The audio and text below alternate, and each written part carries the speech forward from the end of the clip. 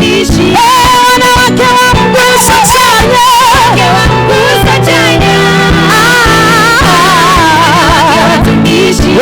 wanawake wa mguso chanya. Wanawake nione vigelegele, nisikie vigelegele kwa Yesu. Sasa nesa kwa Yesu sasa.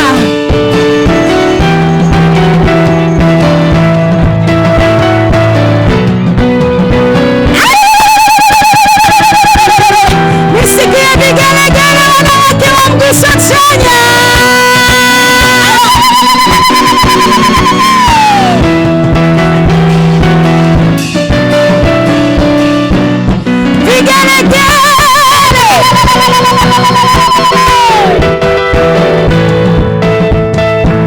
Wanawake wa mguso chanya, wanawake wa mguso chanya, wanawake wa mguso chanya, wanawake wa mguso chanya, wanawake wa mguso chanya,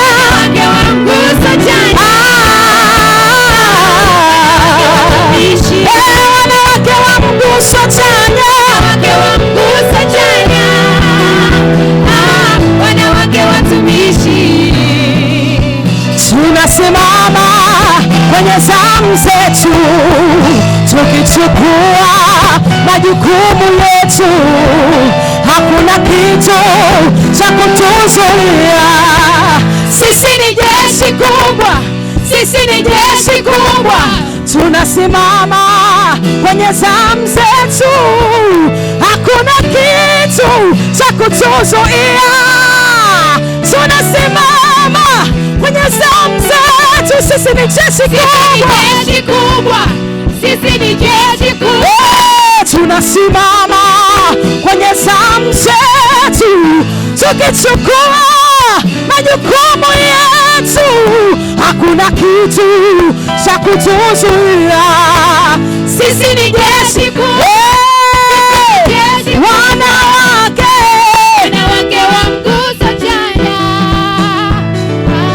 wanawake watumishi, wanawake wa mguso chanya, wanawake wa mguso chanya, wanawake watumishi, wanawake wa mguso chanya, wanawake wa mguso chanya, wanawake watumishi, wanawake wa mguso chanya, wanawake wa mguso chanya,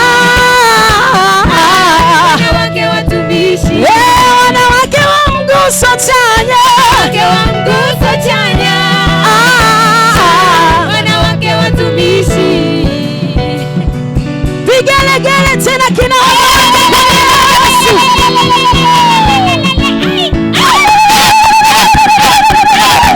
wote namna hii sasa. Twende wote mpaka chini, mpaka chini, mpaka chini.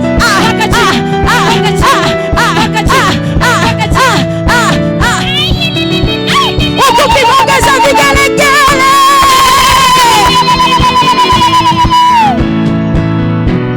tunasonga mbele.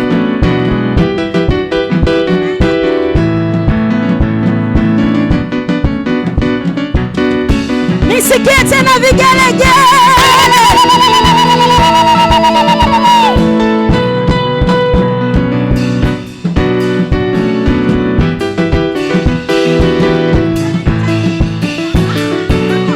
Nasonga mbele kwa zamu zetu, tukilisukuma gurudumu la Bwana. Tunasimama kwenye zamu zetu, hatutetereki, hatutetereki.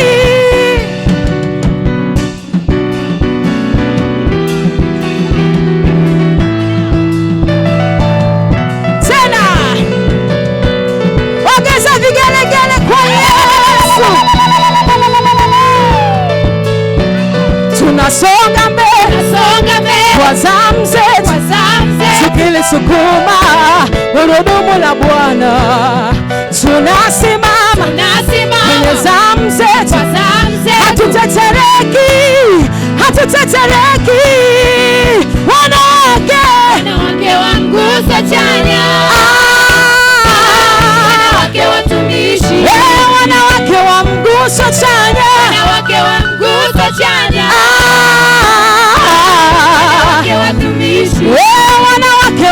mguso chanya, wanawake wa mguso chanya,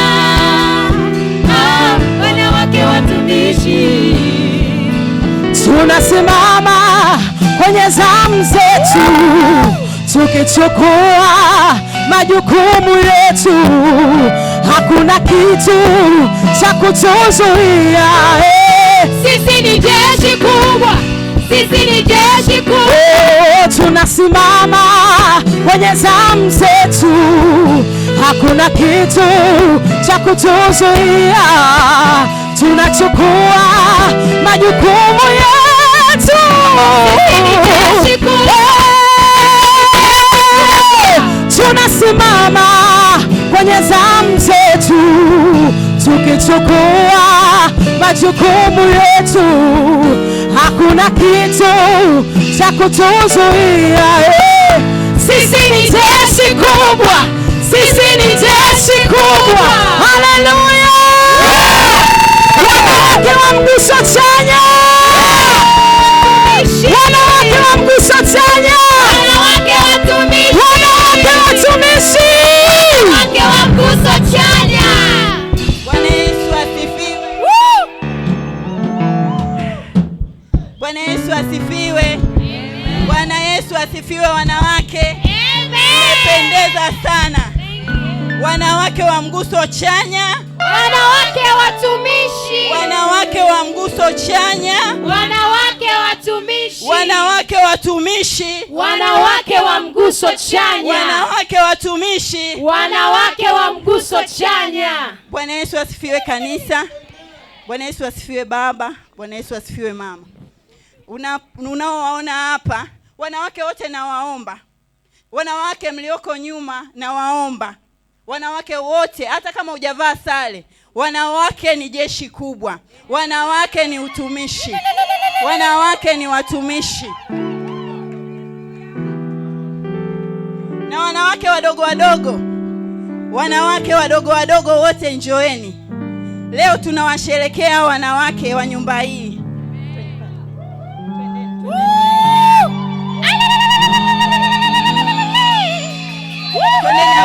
Njoeni hapa, njoeni. Bwana Yesu asifiwe. Kama wanawake wa mguso chanya na wanawake watumishi wa New Vine Church Dodoma, tunamshukuru Mungu kwa umbali ambao umetuleta siku ya leo. Haikuwa rahisi, lakini mkono wa Bwana umetubeba. Mkono wa Bwana ndio umetuleta mahali hapa. Tunamshukuru Mungu kwa wazazi ambao Mungu ametupa, baba na mama JK. Mmekuwa ni walezi kwetu. Tunakuwa na shida nyingi kama wanawake, tunawakimbilia.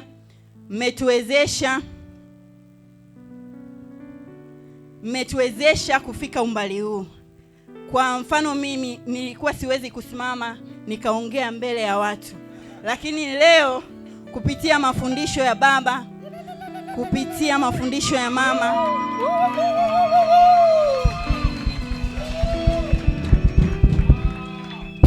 nasema mimi ni ushuhuda, nimeweza kufika umbali huu. Na wanawake hawa mnaoona mbele zenu, kwa kila mtu, kwa namna ambavyo Mungu amemleta duniani kama zawadi, kwa kila mtu huwa anashika majukumu yake na kuyaendea, ni kwa sababu ya mafunzo, maelekezi, maonyo ambayo yametuleta umbali huu. Ndio maana leo tuna nguvu ya kusema wanawake wa mguso chanya, wanawake watumishi. Amen. Kama wanawake wa mguso chanya, mimi ni kiongozi na tuna viongozi wengine, Madamu Helen, katibu Madamu Eliza, lakini tuna mlezi wetu ambaye ni mama. Kanisa, umbali huu tumefika.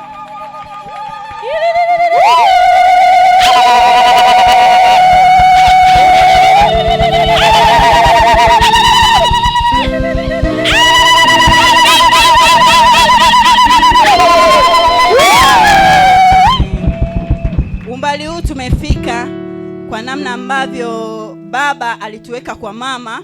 Mama akawa mshauri wetu, akawa mlezi wetu. Kwa siku ya leo paka leo tumefika, ni ushauri wa mama, tumefika hapa. Amekuwa akituelekeza, amekuwa akitushauri, nasi tukiitika, ndio maana tumefika hapa. Ndio maana wanawake wa leo wanatabasamu, wamependeza. Bwana Yesu asifiwe. Lakini kama wanawake tukasema tusisherekee hivi hivi. Tuna zawadi ambazo Mungu wetu ametuleta paka leo. Tuna zawadi kwa ajili ya Mungu wetu. Vile vile tuna zawadi kwa ajili ya walezi wetu, baba na mama. Kwa hiyo kama wanawake tukasema nasi tuwache alama kwa vizazi vyetu hadi vijavyo, tumjengee Mungu madhabahu, tumjengee Mungu kanisa. Kwa hiyo tuna kiasi cha fedha ambacho takriban ni milioni 2+ kwa ajili ya ufalme wa Mungu, kwa ajili ya Nkungu West kwenda kumjengea Mungu madhabahu. Wanawake wameamini kufika umbali huo, wameamini Mungu kumjengea madhabahu kwa kuwa Mungu huwa anakumbuka vizazi. Mungu atakumbuka vizazi vyetu, ndio maana tumeamua kumtolea Mungu kwa ajili ya kumjengea Mungu. Vile vile tuna sadaka ya upendo kwa mama na baba, tunaomba muipokee. Hii ni zawadi yetu kwenu. Tumewapenda, tunawafurahia, tunawasherekea kwa malezi ambayo umeachilia kwetu. Huu ni moyo wetu, tunawapenda baba na mama na familia nzima ya JK. Amen.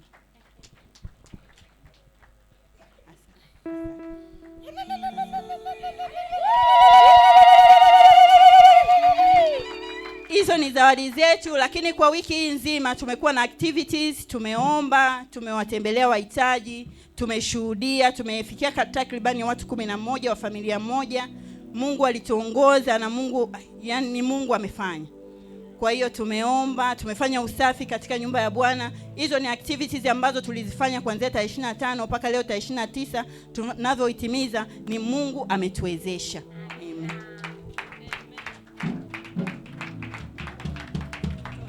Amina. Unaweza ukaongeza makofi tena kwa wanawake wa Mguso Chanya wakati wanabisa tutarudi kwa kufurahi na kucheza. Wanawake watumishi, wanawake wa Mguso Chanya, wanawake watumishi, wanawake wa Mguso Chanya, wanawake wa Mguso Chanya, wanawake watumishi, wanawake wa Mguso Chanya, wanawake wa Mguso Chanya, wanawake watumishi, wanawake wa Mguso Chanya, wanawake wa Mguso Chanya, wanawake watumishi, wanawake wa Mguso Chanya, wanawake wa Mguso Chanya, wanawake watumishi, wanawake wa Mguso Chanya, wanawake wa Mguso Chanya, wanawake watumishi. Hallelujah! Hallelujah! Wanawake wa Mguso Chanya, wanawake watumishi, wanawake watumishi, wanawake wa Mguso Chanya. Sasa na wanaume wote mnajoin hapo, wote tukiwa tumesimama, na baadaye nitakuja kuambia kwa nini. Jifunze kusherehekea, sawa sawa? Jifunze kusherehekea, sawa sawa? Nimesema wanawake wa Mguso Chanya, wanawake watumishi, wanawake watumishi, wanawake wa Mguso Chanya. Amen. Unajua inaweza ikawa siku wanaume ukajikuta umeomba wanawake wa Mguso Chanya. Imekaa vizuri. Wewe unaionaje? Na ni wimbo wa ukiri. Ni wimbo wa ukiri. Ni wimbo ambao mnajitamkia hivyo. Unaona kwa nini mimi nilisimama nikasema iwezekani wimbo mtamu hivi, alafu niwe nachezea hapo tu. Huu ni ukiri mzuri, si ndio? Huo ni ukiri mzuri ya kwamba ni wanawake wa Mguso Chanya na ni wanawake watumishi. Nimependa yale maneno ya kwamba tunasimama kwenye zamu zetu, tunachukua majukumu yetu. Sawa sawa? Alafu anasema sisi ni jeshi kubwa. Si unaona imekaa vizuri, ukiri mzuri namna hiyo. Ningetamani wanawake kila saa, hata kila saa unajikumbusha wimbo wa namna hii. Sio unasikiza yale manyangunyangu mengine. Wimbo una ukiri mzuri. Hallelujah. Sasa kwa haraka niseme ninamtukuza Mungu kwa ajili ya zawadi ya wanawake kwenye nyumba hii. Nimesema ninamtukuza Mungu kwa ajili ya zawadi ya wanawake kwenye nyumba hii. ajili ya wanawake. Amen, amen. Na kwa nini ninasema hivyo? Ukifuatilia vizuri kwenye neno la Mungu utagundua kila mara ambapo Mungu alitaka kufanya jambo la umuhimu fulani, kwenye kimombo tunasema significance. Sasa inategemea ulipaje ada. Inawezekana ukasema significance. Jambo lolote la significance, jambo lolote lenye ukubwa Mungu alipotaka kufanya, utaona kuna mwanamke. Msishangilie kwanza. Utaona kuna mwanamke anafanya jambo kubwa sana, ila ni nyuma ya pazia. Mara nyingi anafanya jukumu kubwa sana, ila halionekani. Kwa sababu hiyo watu wengi wameshindwa kuwasherehekea wanawake kwa sababu ya kutoona. Halafu vile vile ni jukumu ambalo halibebi sifa nyingi sana, halibebi sifa nyingi sana, lakini jukumu kubwa sana. So kama Mungu atafanya jambo lolote hapa, huwezi kuwakwepa wanawake. Huwezi kuwakwepa wanawake. Nimesema huwezi kuwakwepa wanawake. Na sasa mimi sio mhubiri, kuna mhubiri wa kimataifa atakuja, lakini kuonyeshe moja ya nguvu ambayo mwanamke yeyote anayo by virtue ya kuwa mwanamke. Yaani hahitaji kufanya chochote kuwa na hiyo nguvu. Wanawake wote wana hiyo nguvu. Tunaita nguvu ya kuatamia, nguvu ya incubation. Wanawake wote wana hiyo nguvu, na iko very suggested hata kwa namna Mungu amewatengeneza, hata kibiolojia Mungu alivyowatengeneza. Na ukienda ukaanza kufuatilia kwenye patterns za kiroho, utaona wanawake wana nguvu ya kuincubate, wana nguvu ya kuatamia. Jambo lolote ukiwapatia, wakiliatamia, wanakuzalishia likiwa kubwa zaidi, likiwa na matokeo zaidi, likiwa kwenye hali ya upana zaidi. Bwana Yesu atusaidie sana. So wanawake mko endowed, mmebarikiwa na hiyo nguvu, na uhitaji kufanya jambo lolote ili uwe nayo, kwa sababu unayo tayari. Huo uwezo unao tayari. Kwenye neno la Mungu tunaposoma mara kadhaa habari ya kuzaliwa Bwana Yesu, mara nyingi wanawake ambao tunawatazama huwa tunamtazama Mariamu, lakini kuna mama mmoja anaitwa Anna bint Fanueli. Ushawahi kumsikia huyo mama? Anna bint Fanueli. Huyu mama alifiwa. Baada ya kufiwa, akachagua ya kwamba maisha yake yote yaliyobaki atayawekeza kanisani kuomba. Na alikuwa anaomba nini? Alikuwa anaomba Yesu azaliwe. Yaani aliona kwenye Biblia, hii ni ahadi ya Mungu, hii kuna mwokozi atakuja. Ila atakuja lini? Ni kama akawa haisomi, akaanza kuipull ahadi kwa maombi. Anaivuta kutoka kwenye makaratasi ije kwenye maisha. Watu wa Mungu wamenisikia nilichokisema? Yes, kuihamisha ahadi ya Mungu kutoka kwenye machapisho kuja kwenye maisha, inataka prayer, inataka maombi. So this mama, japokuwa tunamfurahia sana Mariamu, lakini huyu dada asingeomba, Mariamu asingepata mimba.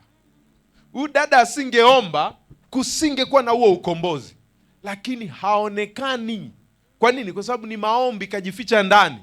Na hata hatujui namna gani aliomba, namna gani alifunga. Lakini unaona huyu mama aliomba, na siku aliposema amen, ni siku alipomwona Yesu. Ndio akasema katika jina la Yesu tumeomba, amen. Yaani mpaka ombi ameliona hivi.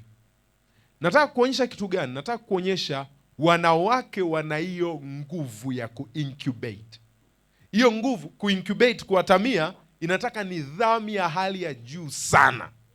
Sababu vile vile unaweza ukawa unatamia alafu unatoroka ukale. Unaweza ukawa unatamia alafu unachukua break. Angalia hata kwenye uumbaji wa Mungu. Nisema kwenye uumbaji wa Mungu, angalia. Kwa mfano ukiangalia kwa kuku, anayeatamia ni kuku jike, sio kuku baba. Sababu kuku baba anaweza akatamia sekunde akaenda akaanza kula misele.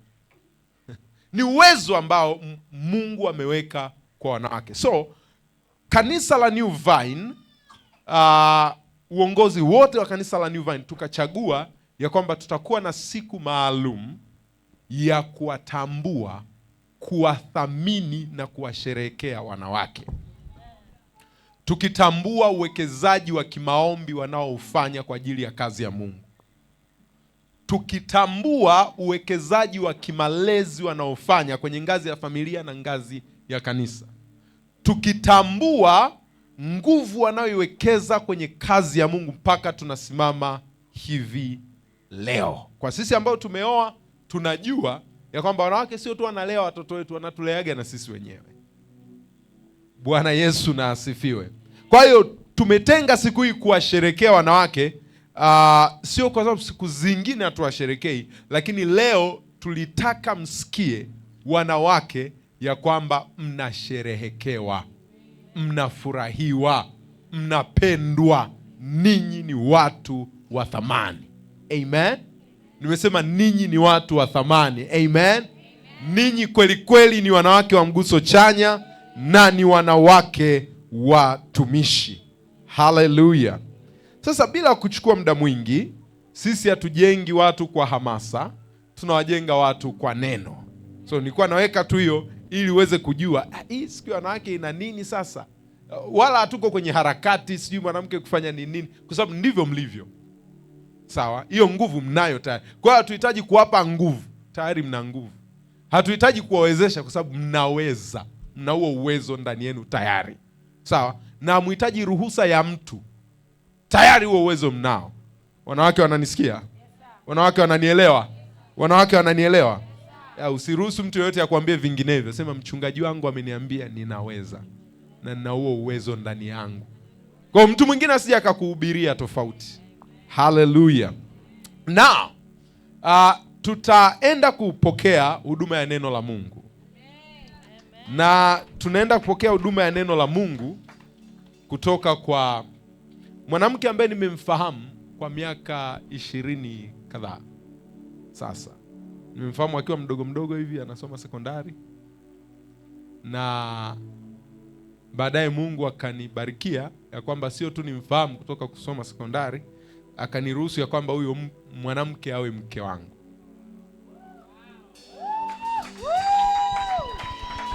Huyu mama, moja ya kitu ambacho naweza kuambia kwa uhakika, ni mtu ambaye amechagua kujifunza na kugeuzwa kwa mafundisho. Ukiangalia safari ya maisha yake ni progressive. Sio mtu ambaye ameganda, sio mtu ambaye unaweza ukamkuta namna hiyo baada ya miaka miwili. Ni mtu progressive. Mtu ambaye anakuwa, kila itwapo leo anakuwa, anaendelea, anakuwa, anaendelea.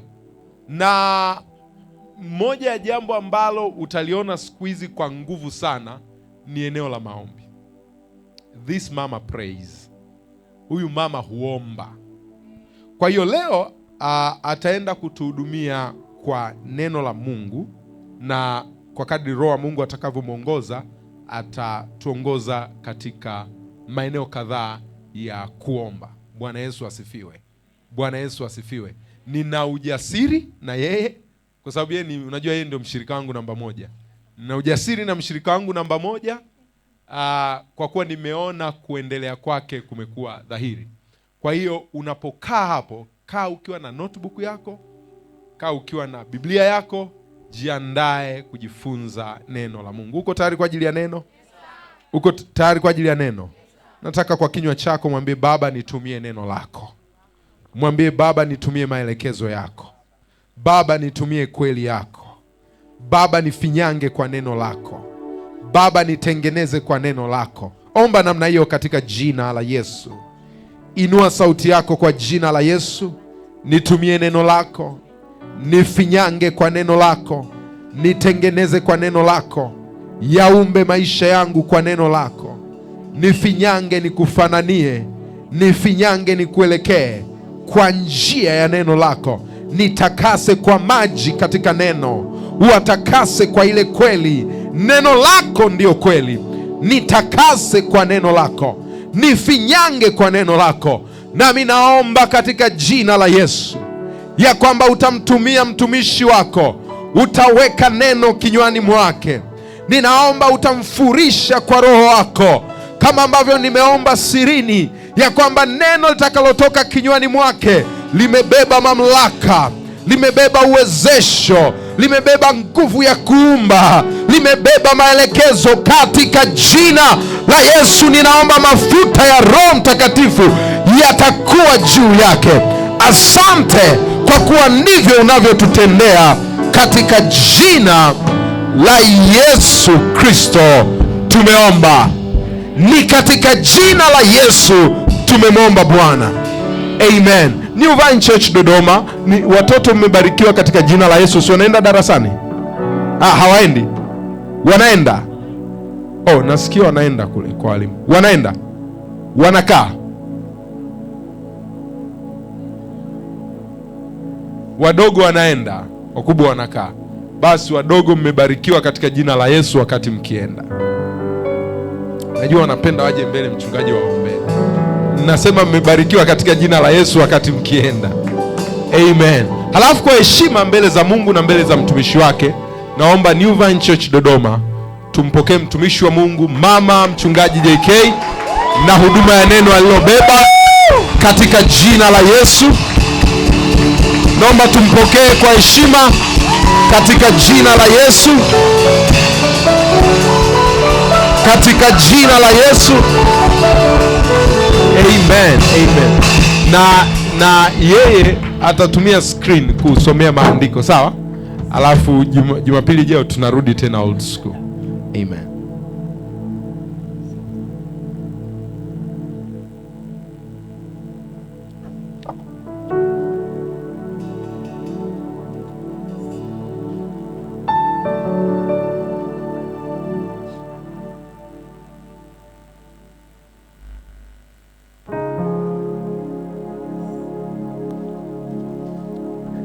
Haja ya moyo wangu ni kiu ya moyo wangu, tamanio la moyo wangu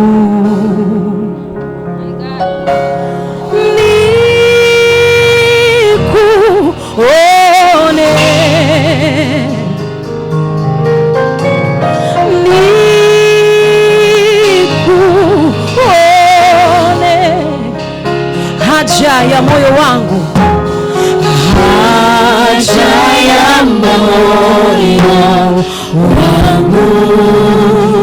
tamanio la moyo wangu, tamanio la moyo wangu, ni kiu ya moyo wangu, kiu ya moyo wangu, nikuone wewe,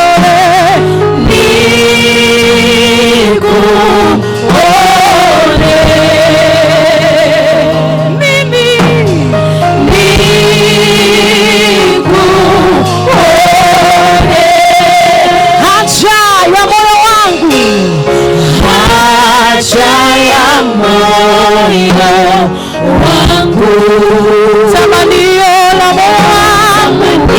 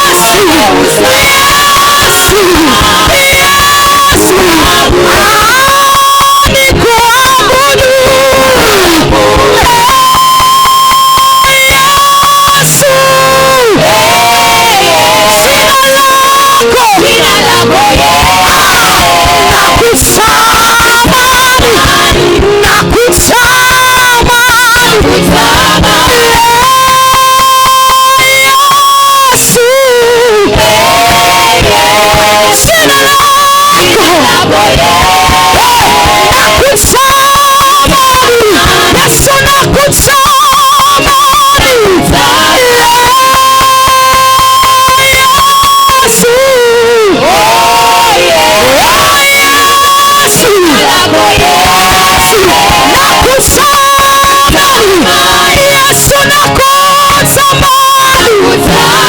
Unaweza kumwadhimisha Bwana, mwambie Bwana nakutamani nikuone, kama yanatamanivyo maji ya mto, ndivyo nafsi yangu Bwana inakuonea shauku, ndivyo nafsi yangu Bwana inakuonea kiu, inakuonea shauku. Naomba tukuone Yesu, tukuone. Rekelelele bosaka, yedelele bosaka, rekayadala bosaka, rekayadala bosaya, rekayadala bosaya. Yesu, natamani kukuona katika ibada hii Bwana. Ninatamani kuona nguvu zako Bwana katika ibada hii. Ninatamani kuona watu wako Bwana Yesu wakihudumiwa katika jina la Yesu Kristo. Katika jina la Yesu Kristo. Ninaomba Bwana uwepo wako mahali hapa. Ninaomba uwepo wa Yesu Kristo mahali hapa. Ninaomba uwepo wa Roho Mtakatifu mahali hapa. Nguvu za Roho Mtakatifu mahali hapa. Nguvu za Roho Mtakatifu zifunike mahali hapa. Katika jina la Yesu Kristo. Katika jina la Yesu Kristo. Bwana Yesu, Bwana Yesu. Kila aliyekuja na kiu, kila aliyekuja na shauku, kila aliyekuja na matarajio, Bwana Yesu akakuone. Bwana Yesu akakuone katika jina la Yesu Kristo. Tunamtukuza Bwana. Asanteni Zebani. Haleluya. Bwana Yesu asifiwe. Bwana Yesu asifiwe. Zevani, asanteni. Mmependeza sana sana. Haleluya. Bwana Yesu asifiwe. Wanawake wa Mguso Chanya. Wanawake wa Mguso Chanya. Sasa mgeukie jirani yako ambaye ni wa kike, mwambie yani siku zote wewe unapendeza, lakini leo umependeza zaidi. Mgeukie jirani yako ambaye ni wa kike, mwambie hivi, siku zote huwa unapendeza, lakini leo umependeza zaidi. Haleluya, ninafurahia sana kuona tabasamu lako, na kweli mmependeza sana. Mmependeza sana. Yaani kiasi kwamba unaweza ukatamani kila wiki tu tunashona sale. Kila wiki tutokezee sale. Inapendeza sana. Lakini pia asanteni wanaume ambao mmetuwakilisha, mmevaa skafu za nguo zetu. Mungu awabariki sana. Haleluya. Haleluya. Haya, kaa katika kiti chako cha miujiza na uwe tayari kupokea, kwa sababu Mungu yupo kuhudumia watu wake mahali hapa. Amen. Amen. Kwanza kabisa ninamshukuru Mungu kwa nafasi nzuri ambayo amenipatia kuweza kuwahudumia watakatifu wake siku ya leo, siku nzuri kabisa, siku ya wana wake Mungu. Haleluya. Lakini pia ninamshukuru baba yangu na mama yangu Bishop Goodluck na Ziada Kiala kwa malezi yao mazuri. Wametufundisha, wametuelekeza, wametuonya, na hivi unavyotuona leo ni kwa sababu ya malezi yao. Haleluya. Amen. Ninawapenda sana wazazi wangu. Hivi leo nilivyo mimi, mnaniona Frida mimi leo, ni kwa sababu ya matokeo ya malezi yao. Haleluya. Lakini pia nimshukuru mchungaji wa nyumba hii Pastor James Kalekwa. Jamani, vigelegele, mbona mpendi? Ninamshukuru baba wa nyumba hii Pastor James Kalekwa kwa kuniamini. Wakati napewa taarifa kwamba mama utatuhudumia, nikamwambia subirini nitawajibu mpaka nikapate go ahead kutoka kwa baba mwenye nyumba. Alivonipa go ahead nikasema pastor asante. Na hapa nimesema asante tena kwa muda ambao ameruhusu nisimame mahali hapa kuwahudumia watakatifu wa Mungu, lakini kwa maombi ambayo amewekeza kuniombea, lakini pia kwa kuniachia nafasi niweze kujiandaa. Mnaelewa, ukishakuwa na watoto, wale watoto ni baraka, lakini akajitahidi kunifanya nipate nafasi ya kujiandaa vizuri. Mungu akutunze sana mtumishi wa Mungu. Lakini naomba niseme tu ninakupenda. Haleluya. Haleluya.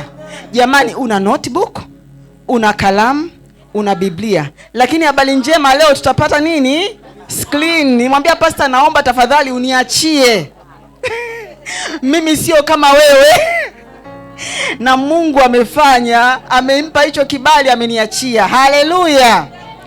Amen. Tunaenda kujifunza, somo linasema kanuni za maombi zinazokuleta kwenye matokeo ya ushindi.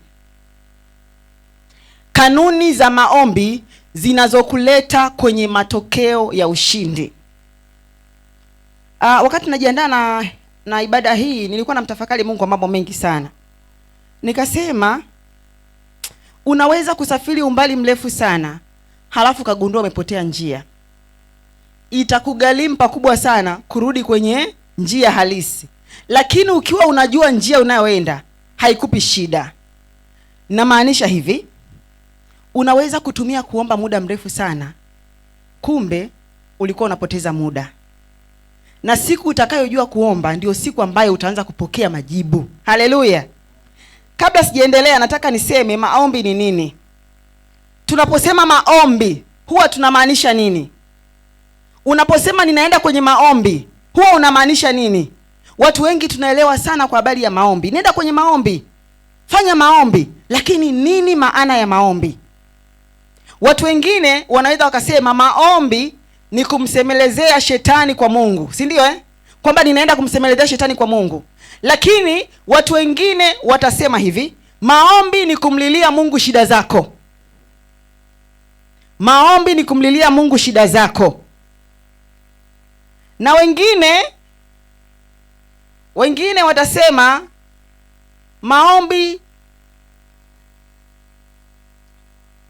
maombi ni kumsemea shetani, wengine watasema ni kumlilia Mungu, wengine watasema maombi ni kumwelezea Mungu shida zako.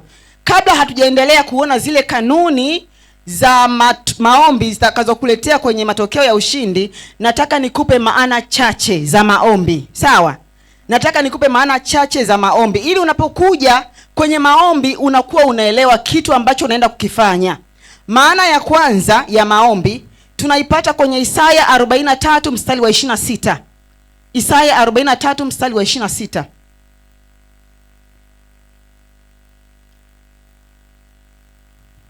Tusome wote kwa pamoja.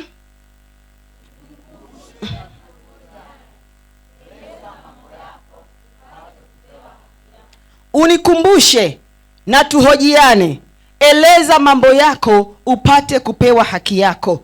Hapo tunaona maombi ni kumkumbusha Mungu neno lake kuhusiana na hali unayopitia.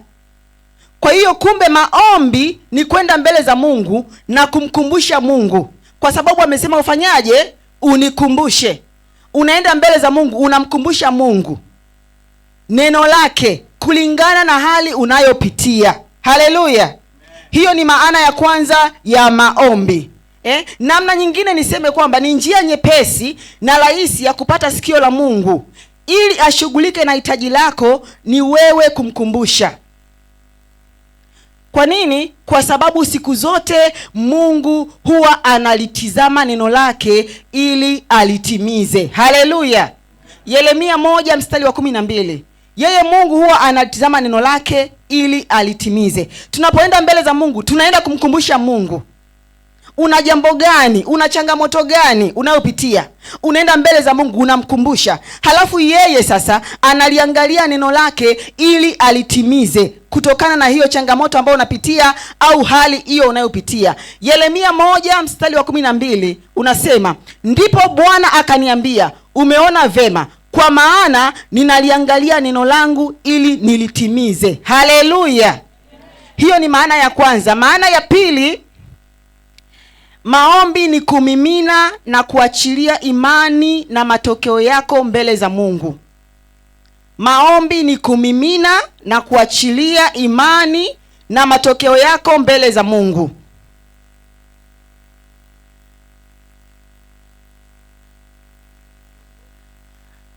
Maombi sio kelele. Maombi sio kelele. Mungu anachotaka ni kumimina na kuachilia imani yako na matokeo yake mbele za Mungu. Tusome kwa habari ya Marko 10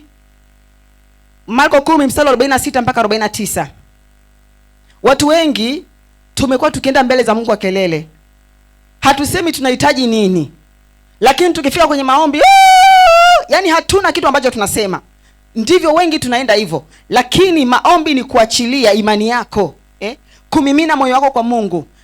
Tusome wote kwa pamoja.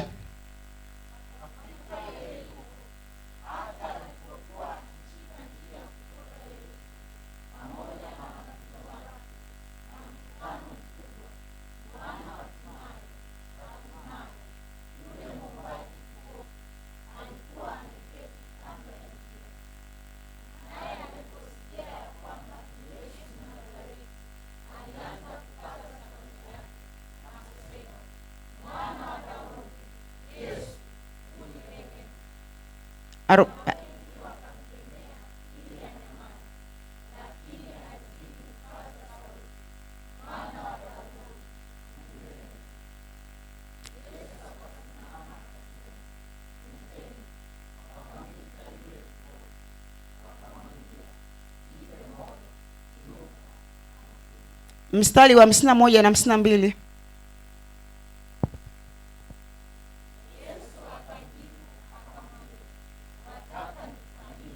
Hapo hapo kwanza, Yesu hakumuuliza kwa habari ya zile kelele. Alimuuliza, wataka nikufanyie nini? Yule kipofu akamwambia, mwalimu wangu, nataka nipate kuona. Mstari wa 52.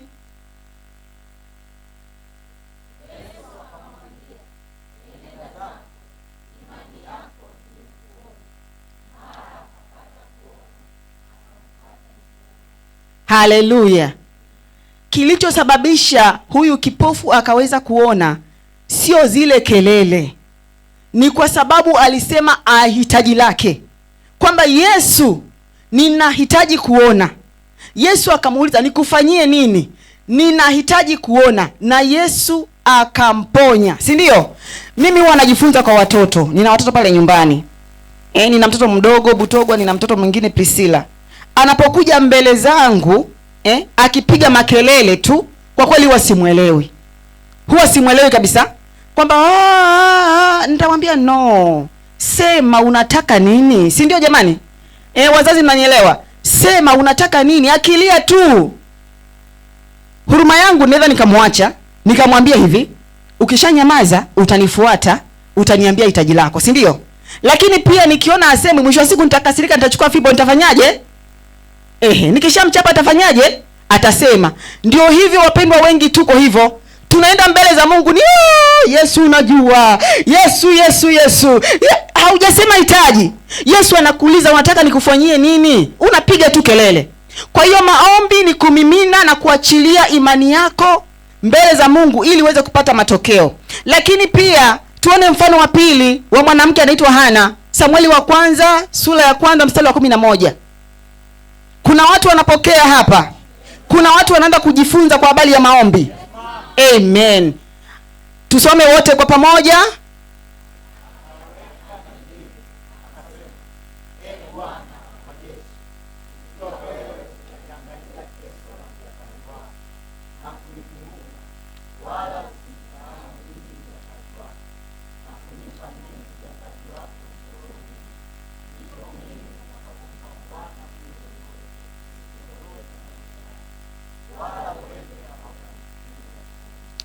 Haleluya. Huyu ni Hana. Tunafahamu habari yake. Hana alikuwa na mke mwenzie Penina, si ndio? Lakini ukisoma hii habari hapa, unaona anasema hitaji lake mbele za Mungu. Anahitaji nini? Anahitaji mtoto mume. Lakini kumbuka, Hana alikuwa anaishi maisha ya ukewenza. Alikuwa na mke mwenzie anaitwa Penina. Penina kila siku alikuwa akimsema Hana. Penina kila siku alikuwa akimsikitisha Hana. Alikuwa akimwambia maneno magumu. Anapotaka kutuma watoto wake, anamwambia usitume watoto wangu kwa sababu wewe hujazaa. Lakini nikuulize swali, alivyoenda mbele za Mungu, alienda kumshtakia Penina? Alienda kumwambia Mungu, tazama Penina anavyonitesa, ananiambia mimi sina watoto, ona teso langu Mungu, amezidi kunisikitisha, amezidi kunihuzunisha, sili nikashiba. Aliyasema hayo?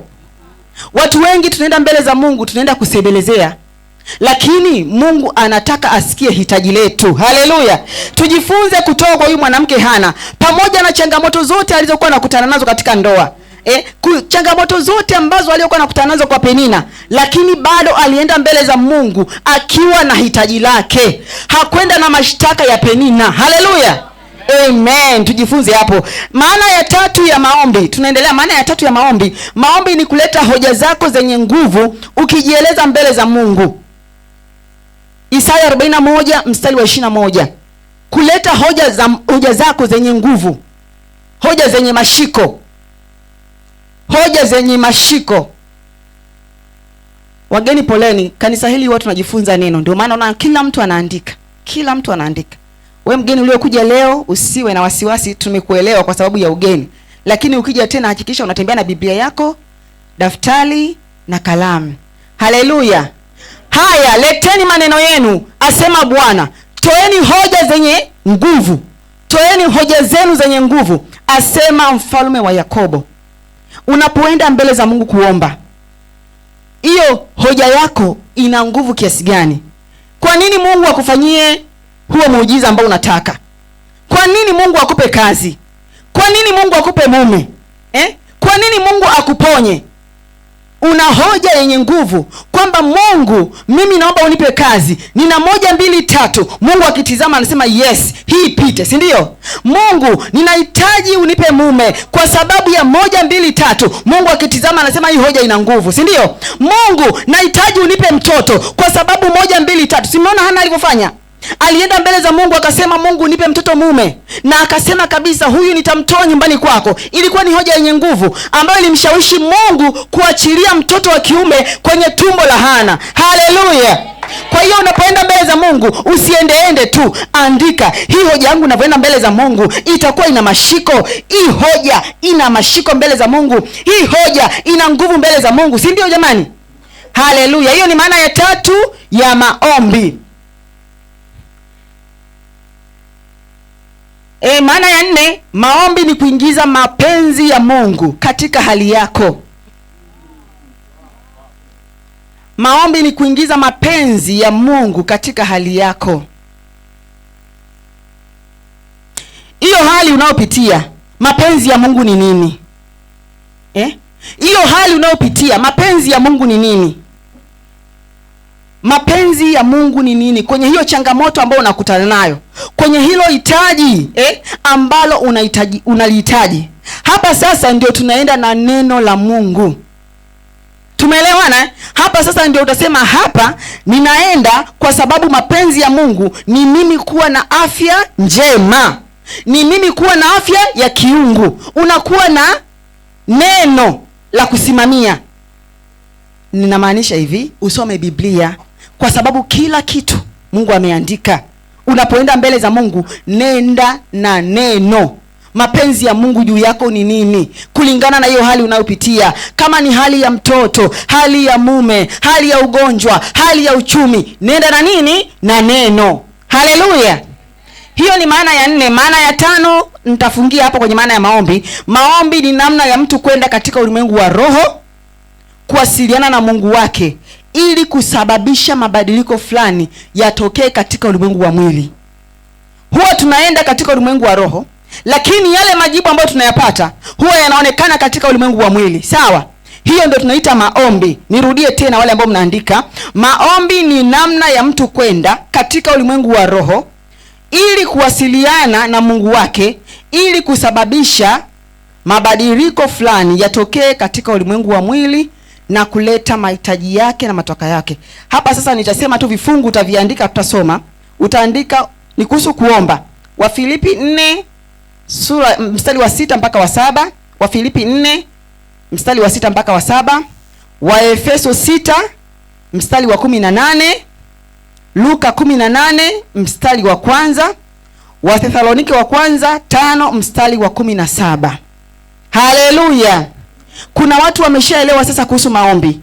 Kwa hiyo unapoenda mbele za Mungu kuomba, unaenda ukiwa unajua ninaenda kufanya nini. Utachukua kwenye zile maana 4 5, ninaenda kufanya nini mbele za Mungu. Tumeelewana? Hatuendi kupiga kelele kama watoto wadogo ambao wanalia tu hawezi kujieleza. Sisi ni watu wazima. Tunapoenda mbele za Mungu twende na ufahamu. Neno la Mungu linasema watu wangu wanaangamizwa kwa kukosa maarifa.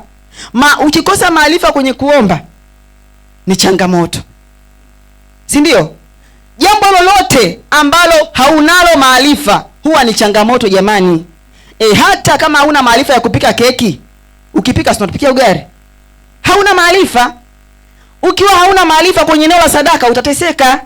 Utasema jamani, mbona nimetoa sana? Lakini Mungu akitizama anasema huyu mwanangu ana maarifa. Anajichelewesha. Nimetoa mno. Yaani zaka nimepeleka hospitalini. Kwani Mungu amesema zaka iende hospitali? Zaka nimepeleka kwa wahitaji. Kwani Mungu amesema huko? Unagundua ni kwa sababu hauna nini? Maarifa. Jambo lolote ambalo hauna maarifa utachelewa mpendwa. Hata kwenye maombi, ikiwa hauna maarifa juu ya maombi, utasema jamani, kama kuomba nimeomba sana. Mimi nakutana na wamama sana, wanakuambia mama mchungaji, yani kama kuomba nimeomba sana, kama makanisa nimetembea sana. Unagundua huyu hana maarifa kuhusiana na maombi, lakini pia hana maarifa kuhusiana na imani. Haleluya. Kwa hiyo ninapata kazi ya kuanza kumfundisha kwanza kwa habari ya maombi, ninaanza kumfundisha tena kwa habari ya imani, ili tukija kuanza kuomba aombe akiwa ana maarifa. Haleluya. Kwa hiyo sasa ni muhimu ujue kabisa hili jambo ambalo aliendea, je, nina maarifa nayo? Hautalalamika, jamani, Mungu amesema ukigusa wahitaji umemkopesha. Lakini mimi mbona nilipelekea mchungaji? Mchungaji ni mhitaji? Yaani wewe kwenye bahasha umeandika sadaka ya mhitaji afu unampa mchungaji. Mchungaji sio mhitaji. Sadaka ya zaka. Mimi zaka yangu yote hii bora nipelekee wajane. Sasa umefanya hivi, chenga kona. Unategemea ahadi za zaka kwa kuwapa wajane. Kwa neno lipi? Mungu amesemaje? Malaki 3:10 amesema nini? Zaka inaenda wapi? Ghalani. Ni kwa sababu unakuwa hauna maarifa, ndio maana unateseka. Hebu mwambie jirani, pata maarifa kuhusu maombi, hautachukua muda mrefu tena. Nitawapa ushuhuda. Wengine imetuchukua muda mrefu, mpaka tulipopata maarifa imetuchukua miaka. Nilikuwa nacheka wakati naandaa hili somo. Hivi mnajua mimi nimeokoka mara nyingi? Yaani mpaka nikawa najicheka. Nimeokoka mara ya kwanza kabisa nampokea Yesu Kristo mwaka 1999. Halafu tena nikisikia mkutano wa injili wakisema wanaotaka kuokoka, napita tena mbele, naokoka tena. Akaja James Kalewa kuhubiri injili, alipoita wanaotaka kuokoka ngapika mbele. Ila ile ya kupita mbele aliniona. Ila ilinisaidia. Lakini nimeokoka mara nyingi kwa sababu nilikuwa sina maarifa kwenye eneo la wokovu. Naona hata malaika walikuwa wanachanganya. Hivi huyu jina lake silipo? Kila siku niandike. Anashangaa huyu vipi? Sasa nikawa najicheka. Kwamba hivi kwa kweli ukikosa maarifa unakuwa mtumwa. Kwa hiyo nimeokoka jamani, mikutana Muthesikulola. Wakipita mbele nipo. Yaani kuna muda wanaleta wagonjwa nipo. Yaani sieleweki. Ila tu kwa sababu sijui nilikuwa ni nini kutokupata maarifa. Nikawa napita. Nimeokoka mara nyingi, lakini ile ya kwanza naikumbuka. Na ile ya kwako naikumbuka kwa sababu ilinipa matokeo. Umeona? Lakini ni kwa sababu sikuwa na maarifa kuhusiana na wokovu jamani. Kwa hiyo kila wakati wanaotaka kuokoka kumpa Yesu maisha, malaika anajiuliza huyu jina lake silipo. Hebu pekua ile ukurasa wa 5 wa mwaka 99. Sili hapa. Mwache. Ana mawazo mengi, mwache. Tuendelee na wengine. Ni kwa sababu nilikuwa sina nini? Sina maarifa. Ukikosa maarifa umeangamia mpendwa. Jambo lolote hakikisha unapata maarifa. Mungu anataka akupeleke kiwango kingine, mwanamke wa NVC. Lakini lazima akufundishe kuomba. Vinginevyo mpendwa, utakiri sana mwaka wangu wa kumjua Bwana, kuwa hodari na kutenda mambo makuu. Utakiri Januari, utakiri Februari mpaka Disemba. Lakini huna matokeo. Kwa nini? Hauna maarifa ya kile ambacho unakiendea. Yesu atusaidie sana. Nasema Yesu atusaidie sana. Sasa basi tuone sasa kanuni za maombi. Jamani, Mungu ni Mungu wa utaratibu eti. Mimi najifunza kupitia mambo haya ya duniani. Hata kama una shida na kazi, si mnafahamu utaratibu wa maombi? Si kuna kanuni? Si tulijifunza shuleni? Namna ya kuandika barua ya kazi, namna ya kuandika barua ya urafiki, uchumba na urafiki. Sijui kama siku hizi bado zipo. Lakini tulikuwa tunasahishwa namna ya kuandika barua ya kazi. Na unaambia ukikosea hapa huwezi kupata kazi. Hiyo ni sheria ya duniani, ni kanuni ya duniani. Na kwa Mungu pia kuna kanuni. Hauwezi ukapata matokeo ukiwa nje ya kanuni. Mungu anakukusudia kwamba utafata kanuni zake, halafu akupe nini? Akupe matokeo. Sasa kanuni za maombi zinazokuleta kwenye matokeo ya ushindi. Maombi sio mchezo wa kubahatisha. Hatupo hapa kusema hebu ngoja nikajaribu kuomba na pale, ngoja nikaombewe na pale. Utachelewa sana. Mungu sio Mungu wa kubahatisha. Mungu sio Mungu wa kubahatisha. Haleluya. Yes. Sasa tusome Luka 11 mstari wa 1. Nikimaanisha kama darasani tulijifunza kuandika barua ya kazi, hata kwa Mungu pia tunataka kujifunza kuomba. Na ndio maana Yesu Kristo aliwafundisha wanafunzi wake kuomba. Hawezi ukakwepa. Hata kama umeokoka miaka mingi, lazima ujifunze kuomba. Mimi mwenyewe pale na watoto wadogo, lakini kuna muda wanakuja nawaambia omba, nataka kina Baraka ni shahidi, nataka sikupi, sema naomba. Kwa hiyo unamfundisha kanuni za kuomba. Tulijifunza darasani namna ya kuomba kazi, namna ya kuandika barua ya kazi, na kwa Mungu pia tunajifunza kuomba ili atuelewe. Luka hiyo nimeisema, tusome wote.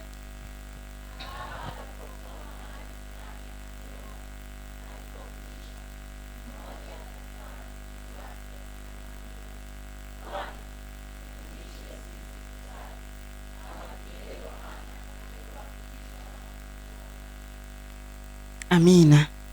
Tufundishe kusali. Kwa hiyo hauwezi ukakwepa kwamba mimi ninajua sana, sihitaji kufundishwa kuomba.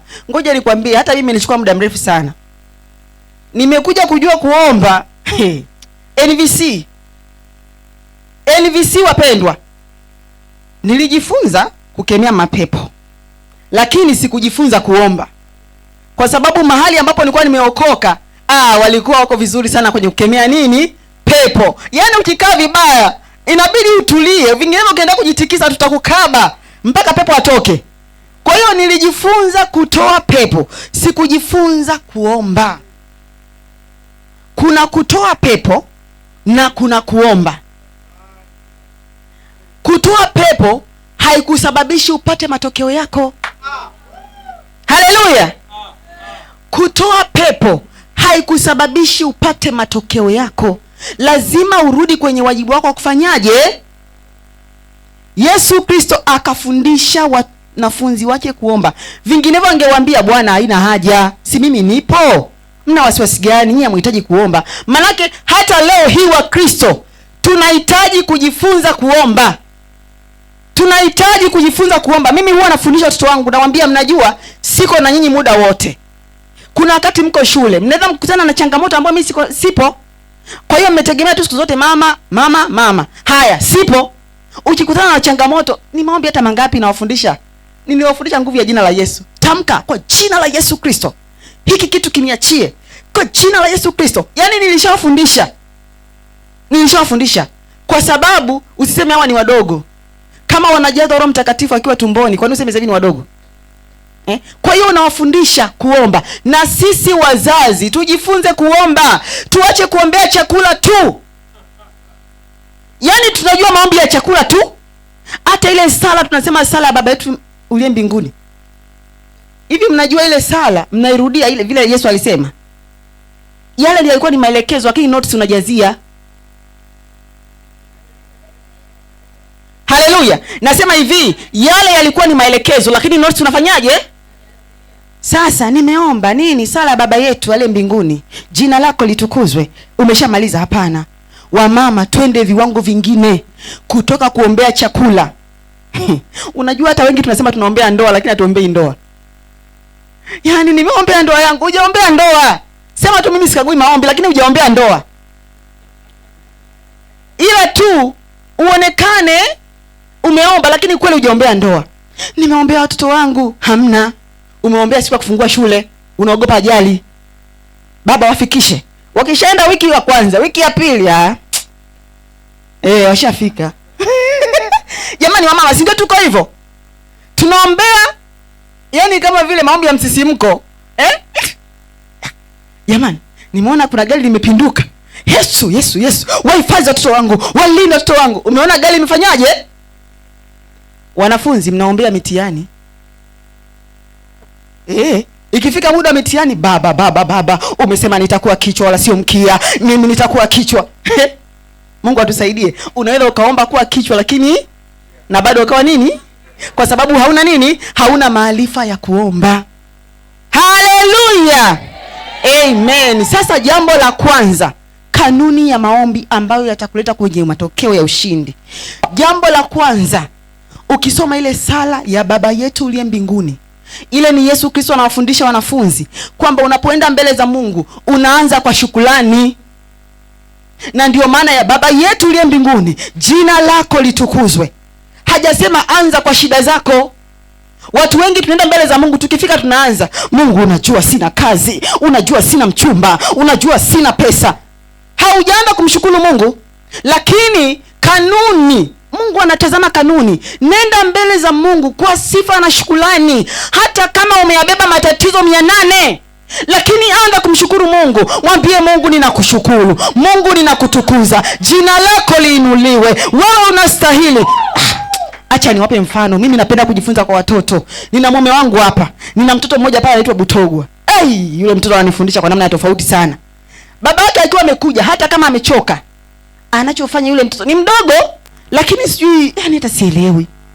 Anaanza kumsifia babake. Baba.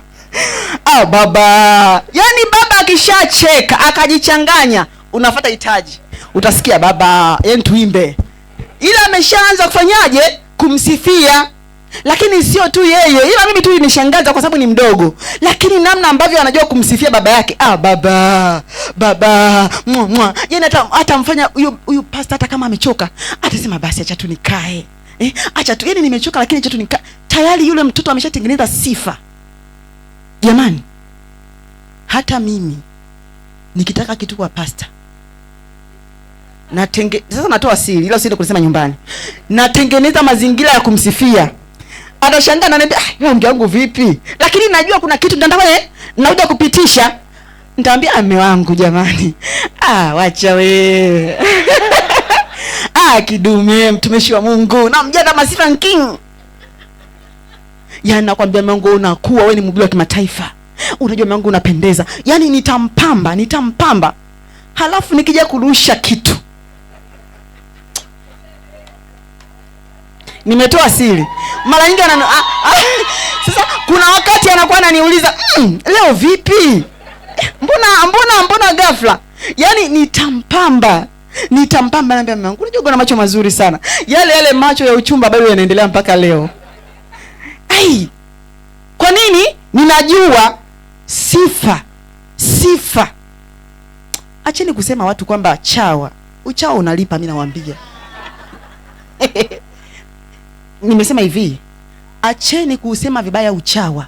Wanajua kucheza na kanuni ya kupata. Yani ni hivi, wanajua kucheza. Ndio maana neno la Mungu linasema watu wa dunia hii wana nini? Sasa hata kama ni mimi jamani, najua ndio sehemu ya kupata. Kwa nini siwe chawa? Mkuu, bosi.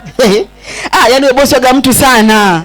Mimi nakukubali. Unajua bila wewe ile kampuni, bila wewe ile barabara, yani bosi ufanya vitu vikubwa sana. Yani bosi, alafu nikija kumwambia basi bosi, na kajambo kangu kanahitaji 300,000 tu. Atashindwa kutoa? Uchawa unalipa. Kwa sababu wanajua nini? Kanuni. Kwa hiyo unapoenda mbele za Mungu, nenda kwa shukrani. Acha kutanguliza shida zako kwanza. Watu wengi tunamlaumu Mungu. Tunasema Mungu jamani amekaa kimya, Mungu hasikii. Hapana. Kwa sababu tunaenda nje ya kanuni. Wewe unafika tu unaanza shida zako. Jifunze kumsifia Mungu. Na ndio maana Yesu Kristo akasema, Baba yetu uliye mbinguni, jina lako litukuzwe. Unaanza kwa sifa. Mnataka niwape maneno ya kumsifu Mungu? Si mnayo? Unaweza ukasema jamani, Bwana hakika wewe ni Mungu. Wewe ndio mchungaji wangu. Wewe ndio mlinzi wangu. Wewe mwaminifu Bwana. Na tena mlinzi juu ya watoto wangu. Wewe unayaweza mambo yote, na kwako hakuna gumu usiloliweza. Sawa sawa na ile Luka 1:37 andiko nanga. Haleluya. Unamsifia Mungu. Umeelewa sasa namna ya kwenda mbele za Mungu? Hiyo ni kanuni ya ngapi? Ya kwanza. Unapokuja kwenye maombi, hata kama una mahitaji yako 800, jambo la kwanza anza kumshukuru Mungu. Jambo la pili, simama na neno la Mungu katika maombi yako. Mnafahamu ufalme wako uje, mapenzi yako yatimizwe. Si mnaona bado ni sala baba yetu? Nilikwambia utajazia nini? Notes. Yesu alikuwa anasema, maana yake kuna notes pale. Jifunze kusimama na neno la Mungu. Unapoenda mbele za Mungu, Ile changamoto yako ina andiko. Usijifanye kwamba changamoto yako ni special sana kuliko nyingine, kwamba hii changamoto yangu very special kutoka China na Uturuki. Hakuna.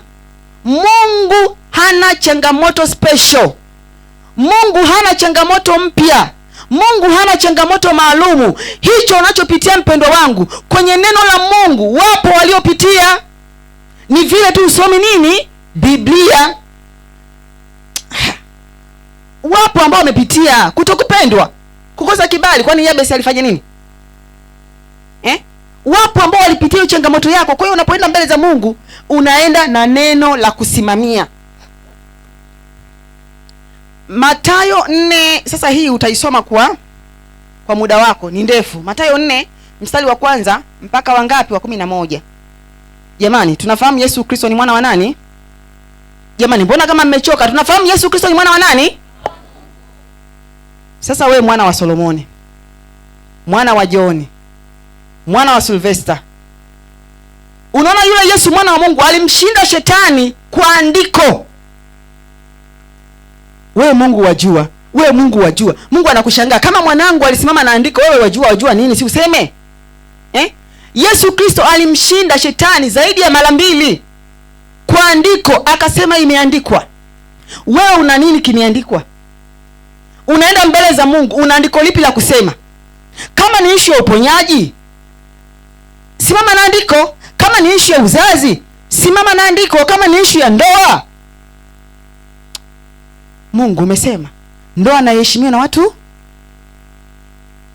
unasimama na andiko. Mungu anasema ni kweli nimesema. Sasa hapa inabidi niingilie.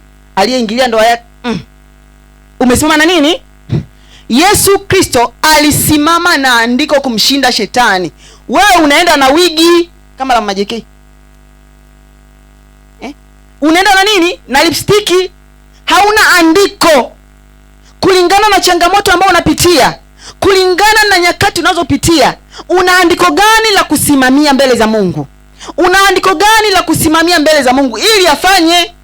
Lakini ili ushinde, si ndio?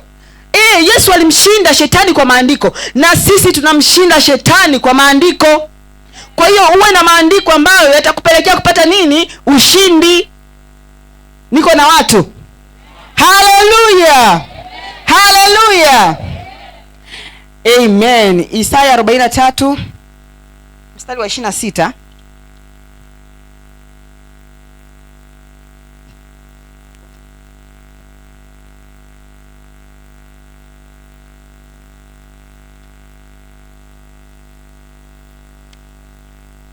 Tusome wote, tumeshaisoma. Tusome tena.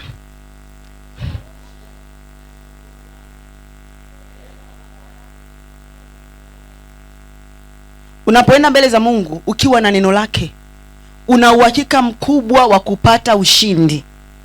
Kwa hiyo sasa, mwanamke ama mwanaume mahali hapa, una jambo lako unapitia, tafuta kwenye Biblia yako, hili andiko liko wapi? Hii ahadi iko wapi? Nenda mbele za Mungu na andiko. Hapo utapata uhakika wa ushindi wa jambo lako ambalo unafanyaje? Unapitia. Tusio watu wa kelele tu. Ukitoka hapo unasema nimeomba sana. Nilikuwa kwenye maombi. Na zile sauti zetu za yaani unajisikia flow ukiambiwa vipi sauti? Nilikuwa kwenye maombi. Bwana, nilikuwa kwenye maombi. Kumbe hamna hata andiko moja ulosimama nalo, lakini umemaliza sauti. Yaani sauti imekuisha, lakini hakuna andiko hata moja ambalo umesimama kutokana na hali unayofanyaje? Unaopitia. Kwa hiyo tunapoenda kwenye maombi, twende na andiko. Jambo la 3. Tambua mahitaji yako.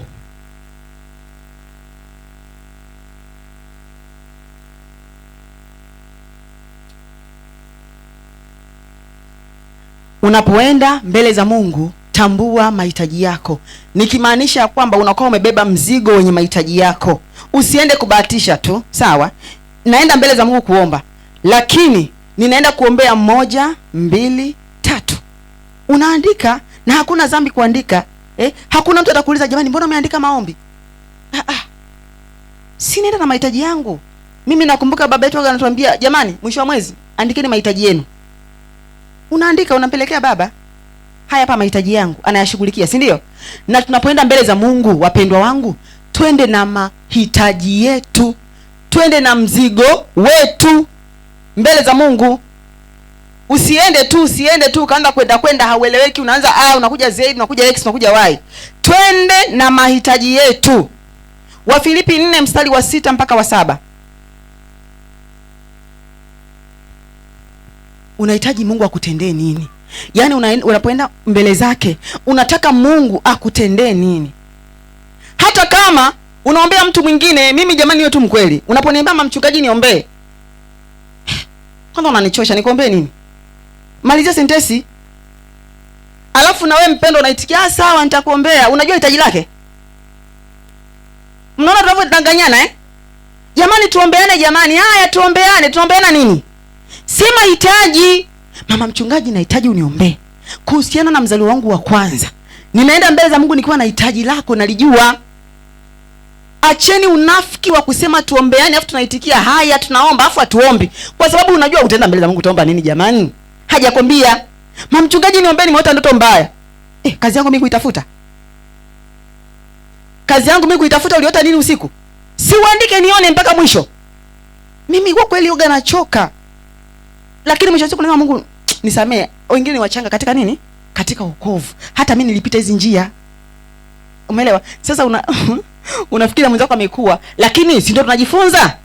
Unapoenda mbele za Mungu, nenda na mahitaji yako. Tusome Wafilipi 4. Msijisumbue kwa neno lolote, bali katika neno kwa kusali na kuomba pamoja na kushukuru haja zenu na zijulikane na Mungu. Jamani, unakuwa mwazi mbele za Mungu. Unasema hata kama unamwombea mtu, umechukua picha ya Barnaba umeenda kutumbukiza ndimu, no maelezo. Umechukua ya Samu umeenda kutumbukiza ndimu, no maelezo. Wakija wakichanganya Samu na Barnaba wanagongana vichwa mule, hakuna maelezo. Anaanza mbona kichwa kinaniuma? Kumbe amegongana, limetikiswa, si ndio? Barnaba anasema mbona nasikia kichwa kinauma? Yaani alitumbukizwa picha na Samu akatumbukizwa na Baraka akatumbukizwa. Yaani mtu eti kimya anaiva picha anatumbukiza. Weka na maelezo kwenye picha. Bwana, ninaomba umfungue macho huyu mtu aweze kuniona. Fanya moyo wake kunielekea.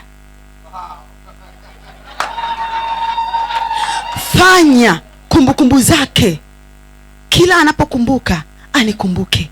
Lakini Mungu, naomba usifanye mdomo wake kuwa mzito juu yangu. Kama ambavyo anaimba pale mbele kwa sauti kuu, aje aniambie mimi pia kwa sauti kuu. Unasema kwa sababu ngoja nikwambie, kuna vijana ambao wako hapa hawawezi kuzungumza. Yaani anakupenda lakini domo nini? Zito. Sasa mtumbukiza kwenye boksi, weka na PowerPoint. Usimuache. Mwambie Mungu, ninapoenda kutoa sadaka, macho yake ageuke shwap yanione.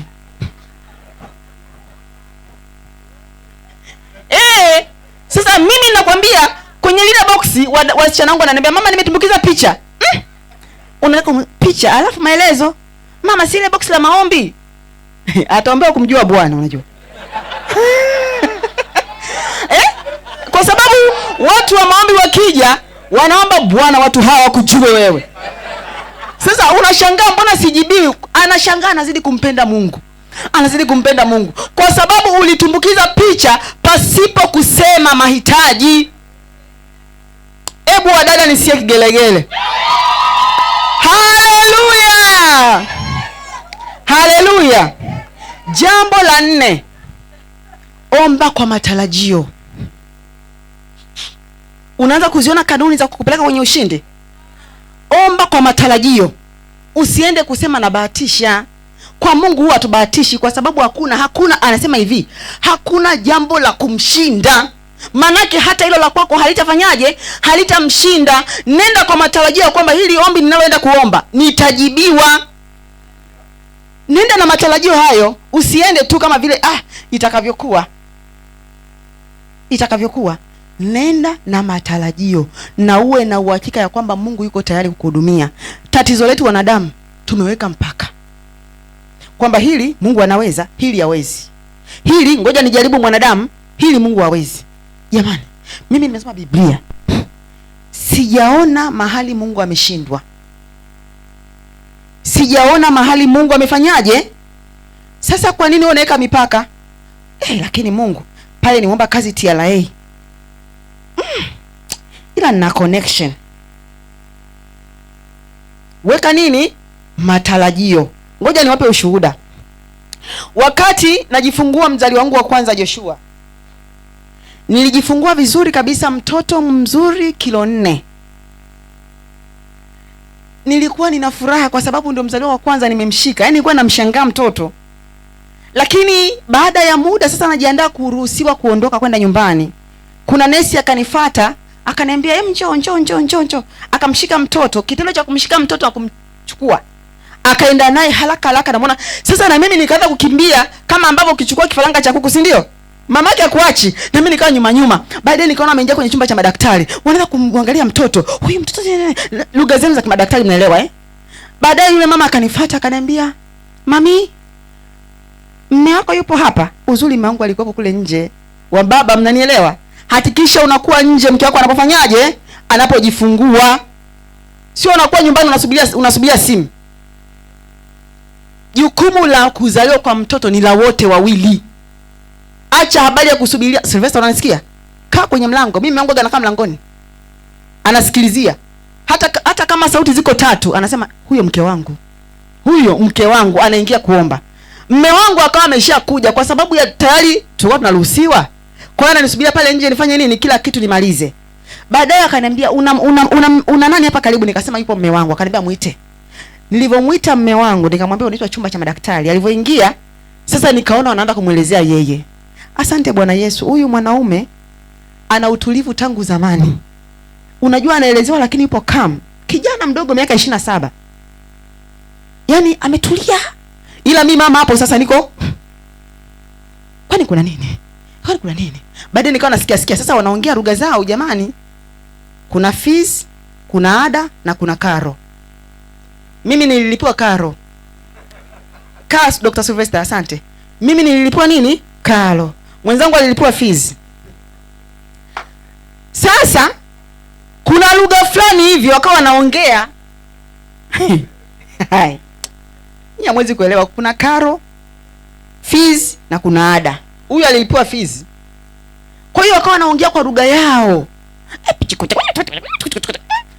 Wanabinua mtoto. Mara sijui nini. Nikapata kulishika moja akaongea kwa lugha ambayo naielewa. Akasema unaona, mtoto ameshaanza kuwa kijani kabisa.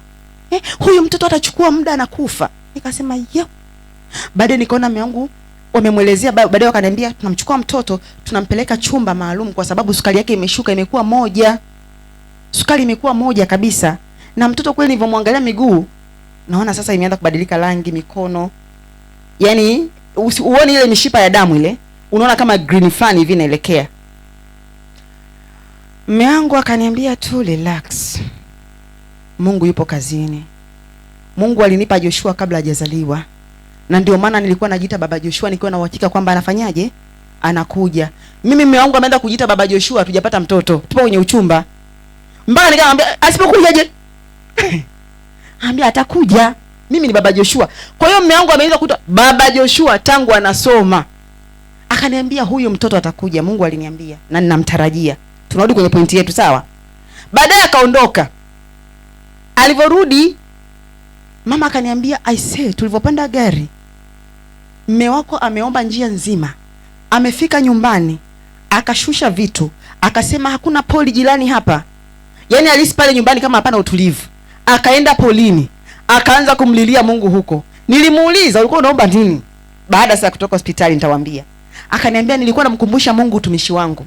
Nimemtumikia Mungu kwa uaminifu tangu nikiwa kijana. Kwa hiyo nikawa na sababu nyingi za kumkumbusha Mungu, lakini pia nikawa namkumbusha Mungu kwa habari ya ujio wa huyu mtoto. Alinisemesha mtoto wa kwanza nitapata anaitwa Joshua. Amekuja, kwa nini maisha yake yafupishwe?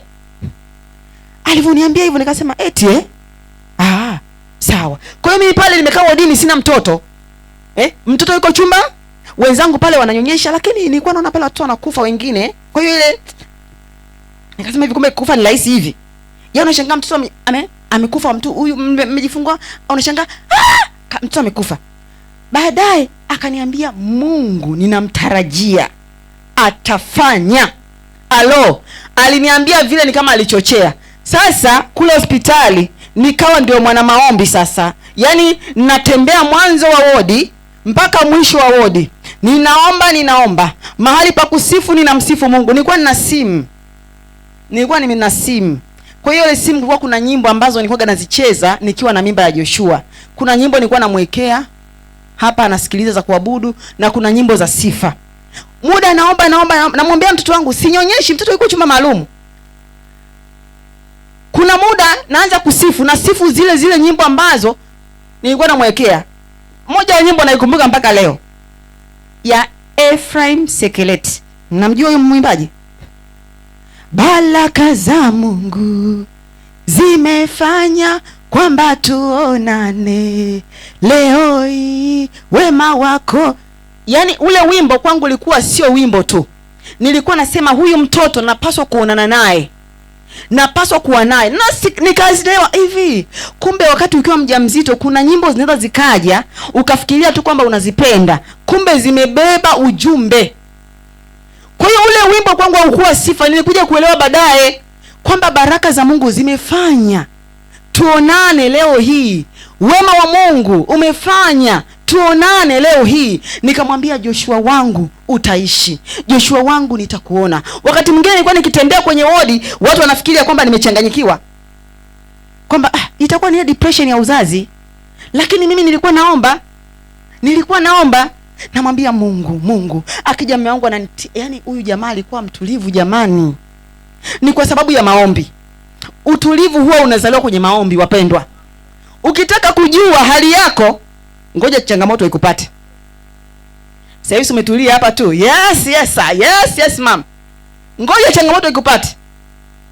Unaweza ukaenda hospitali hauna sidilia. Unaweza ukaenda hospitali umesahau gari nyuma, unafungua ya gari. Kwa nini? Changamoto inatufunua wewe ni nani. Changamoto inakufunua wewe ni nani. Sasa hivi umetulia dada. Alafu uzuri ni kwamba changamoto haichagui. Uwe unaomba, uwe hauombi, zinakujaga tu. Zinakuja kutuonyesha kwamba umejenga nyumba yako kwenye msingi gani.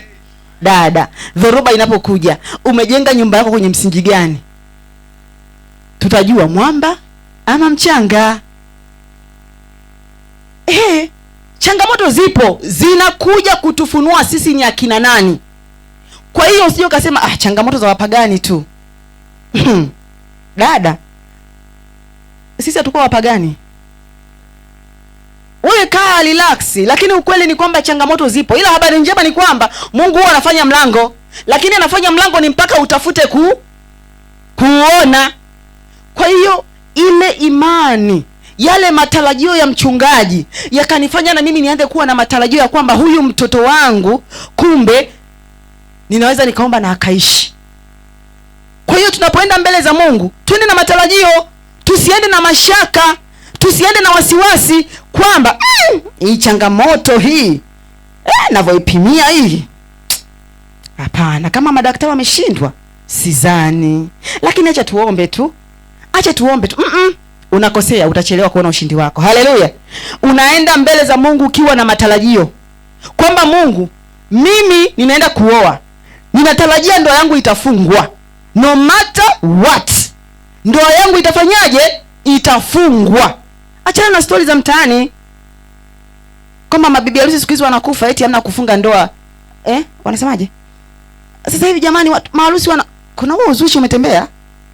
Yaani kiasi kwamba mpaka mabinti wanaogopa kufanya sherehe. Eti bibi harusi akifunga ndoa na kama miezi miwili anakufa. Achana na hayo mambo. Wewe nenda mbele za Mungu na nini? Na matarajio kwamba nitafunga ndoa yangu, nitaishi, nitaifurahia na hiyo ndoa itanipa matunda. Haleluya. Hilo ni jambo la ngapi? Jambo la 4.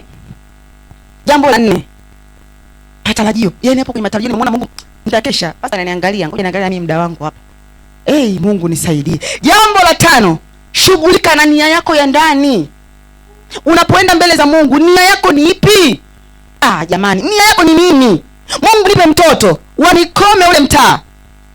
Mungu nipe mume uko mzima unijue mimi nani. Nia yako ni ipi? Mungu anatizama moyo dada, sio mdomo peke yake. Kwa sababu mdomo unaweza ukaenda paka paka takatinda, lakini uko moyoni unasema yani mdomo na moyo vinapishana. Nia yako ni nini? Kwa nini Mungu awape kufaulu watoto wako? Nia yako ya moyo ni nini? Nakumbuka wakati na mimba ya 3, kwa kweli nilikuwa nahitaji mtoto wa kike. Wakati na mimba ya Victor, nilitamani kweli kupata mtoto wa kike. Kana Mungu, naomba mtoto wa kike. Yaani nikimpata mtoto wa kike, nitakavomsuka vindori. Yaani nitakavokuwa na mpaka lipstick. Yaani mimi nikawa nawaza nia ambayo haina faida mbele za Mungu. Nimeenda hospitali, daktari tu akalopoka. Hongera. Jembe. Jembe? Akaniambia yes, una mtoto wa kiume. Kwa kweli nguvu zilinisha. Uzuri, huwa tunaenda kliniki na mume wangu. Nikawa nimepoa, daktari akagundua mama hayuko vizuri. Akaniita akamuita na mume wangu, hebu njooni. Akaanza kunikansel. Akaniambia mama, mshukuru Mungu kwa sababu hapa kuna wamama wengi wanakuja wanatafuta watoto wa kiume. Si mshukuru Mungu wewe unawapata. Yaani watoto wa kiume wamekuwa ni bidii. Wewe Mungu amekupa unahuzunika. Nikasema ila kweli. Lakini nilikuwa nataka wa kike. Mume wangu akaniambia Mungu ana kusudi na hata hivyo Mungu huwa anatoa kitu stahili. Sio kwa sababu ya siku ya 14. Unanielewa? Jamani, mke wa Manoa aliambiwa utapata mtoto mwanamume, si ndio? Aliambiwa kwa nani siku ya 14? Anayetoa jinsia ni nani? Hiyo nimemaliza. Anayetoa jinsia ni nani? Wakati Elizabeth anaambiwa utapata mtoto mwanamume, aliambiwa siku ya 14. Sasa kesi imeisha. Anayetoa jinsia ni Mungu. Sawa, maarifa duniani, lakini Mungu ndo anayetoa jinsia. Mpaka anaandika utapata mtoto mwanaume. Maana yake yeye ndo anayewatoa. Japo wako unasema hivi, mbegu ndio kwa baba, ni baba wa mbinguni. Haleluya. Unaenda na matarajio. Lakini unaenda na nini nimesema? Nia ya moyo. Lakini nilipokuja sasa nimeshajifunza hapo kwamba nilikuwa naomba vibaya. Haikuwa nia njema, kwa sababu haya maombi ninayomwambia Mungu yana faida gani mbele za Mungu? Hayana utukufu. Mungu anafaidika nini? Nikishambana na Priscilla vidoli, Mungu anafaidika nini? Unagundua kwamba nia haikuwa njema. Nilikuwa tunapenda kwamba ningeona mtoto wa kike tumebana tumidoli, nilikuwa nafurahia sana. Kwa nilikuwa natamani, nasema yani na hivi na cheni nyingi, yani na lipstick nyingi. Yani huyo mtoto nitampamba. Akaja Victor. Alifanana na babake kabisa. Haleluya. Lakini nikajifunza mtoto wa 4 sasa, nikajifunza kuomba. Nikamwambia Mungu, ninaomba mtoto wa kike awe mtumishi wako. Akutumikie. Yani akatumike shambani kwako. Jamani, nilikuwa kwenye maombi na nilimpata kwenye maombi. Na maanisha, pastor, si ulipata kwa amefunga? Yes. Akawa amefunga 21 days. Wote tumefunga, tumelegea kama nini? Lakini ndio Mungu alinipa Priscilla, na hata hivyo nilikwenda kuomba maombi, nikaanza kutafuta na kusudi. Kwa hiyo hata ile jina Priscilla sio kwa sababu tu nililipenda. Priscilla huyu mnayemwona, tulikuwa tunamsoma Priscilla na wa Akila. Kwa hiyo Priscilla siku zote namwambia jina lako wewe na wito wako na kusudi mimi nilikutafuta hapa. Kwani mnaona mimi naelekea na Priscilla vindoli? Hamna. Jamani, Priscilla mnyoa pora kabisa. Mpaka hata sikio. Huyo mtoto jamani simvalishi eleni. Ila kusudi. Kwa hiyo ile jina Priscilla, yule Priscilla ambaye tunamsoma jamani, Priscilla na Kila ndio picha ya mwanamke ambaye tulikuwa tunamuomba Mungu atupatie na akatupatia kwa sababu ya nia ya moyo. Unaomba nia yako ni ipi? Mungu nipe kazi. Ukinipa kazi watanitambua.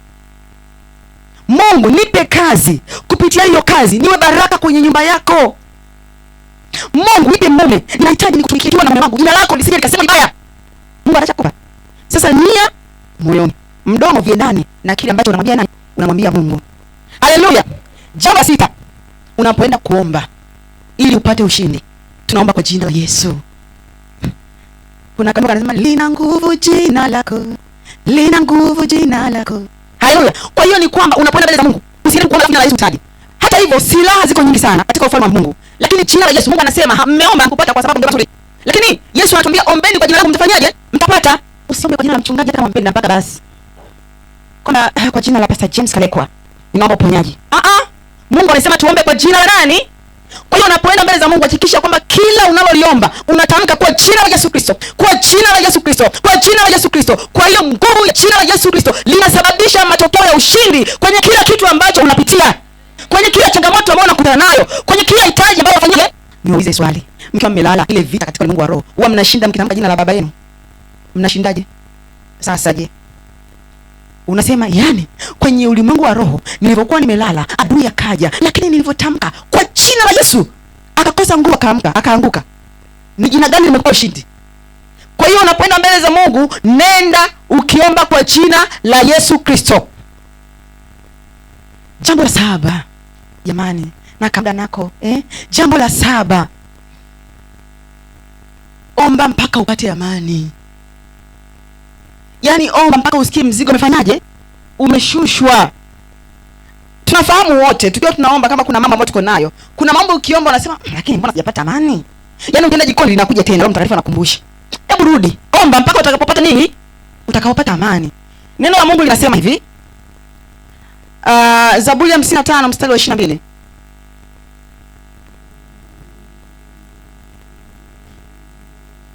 Umtwike Bwana mzigo wako, naye atakutegemeza. Hata muacha mwenye haki aondoshwe milele. Manake tunapoenda mbele za Mungu, wakati tumebeba mama mzigo wetu, ndio?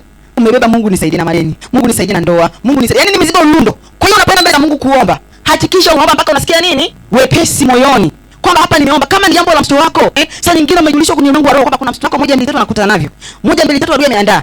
Omba mpaka usikie kwamba sasa nimepata amani. Ukiona bado hujapata amani, rudi. Omba tena. Sawa? Rudi omba tena mpaka upate amani kwa lile jambo ambalo unafanyaje? Unaliombea. Haleluya.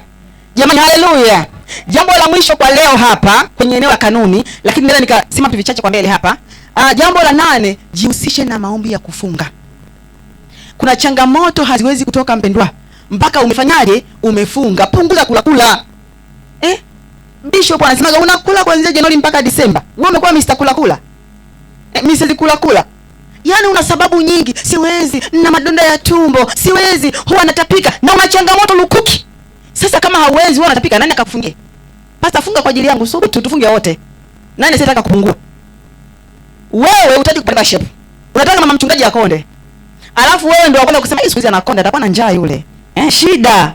Kumbe wewe unakula. Mimi huwa nawaambia, abala kuniambia nifunge, nikuombee, tufunge wote. Tusikie wote huo mzigo, si ndio? Hivi mimi nafunga. Wewe unabugia chips, unabugia kuku. Kwa hiyo kuna changamoto ambazo lazima uingie kwenye gharama ya kufunga na kuomba. Nikapa ushuhuda mfupi ambao ulinigharimu. Wakati tunaelekea kwenye jambo la ndoa, swala sasa kwenda kutambulishana nyumbani. Mume wangu tangu zamani alikuwa anampenda Mungu mpaka sasa hivi. Akaniambiaje? Frida, naomba tufunge siku 3 kwa ajili ya kuombea kibali kwa wazazi wetu. Niko tena kula. Yaani na kwa kile ninepiga kiwavi. Nikasema kuomba tena. Mume nampenda. Ila hizo za kuomba sasa zile. Na ili pia tufunge. Sikutaka kumkatisha tamaa. Nikamwambia sawa baba. Tufunge tuombe. Nikamwambia tunaombea nini? Akaniambia tuombe kibali kwa wazazi kwa sababu tunaenda kule kwa wazazi tupokelewe vizuri. Nikamwambia sawa. Siku ya kwanza mimi ting. Alafu nampigia simu, vipi mchungaji? Pole na mfungo. Vipi umeonaje? Lakini nimekula. Nyinyi msifanye hivyo. Mimi siku 3 zote nikala. Mwenzangu amefunga. Jamani, si ikafika? Sema ikafika. Ina muda basi.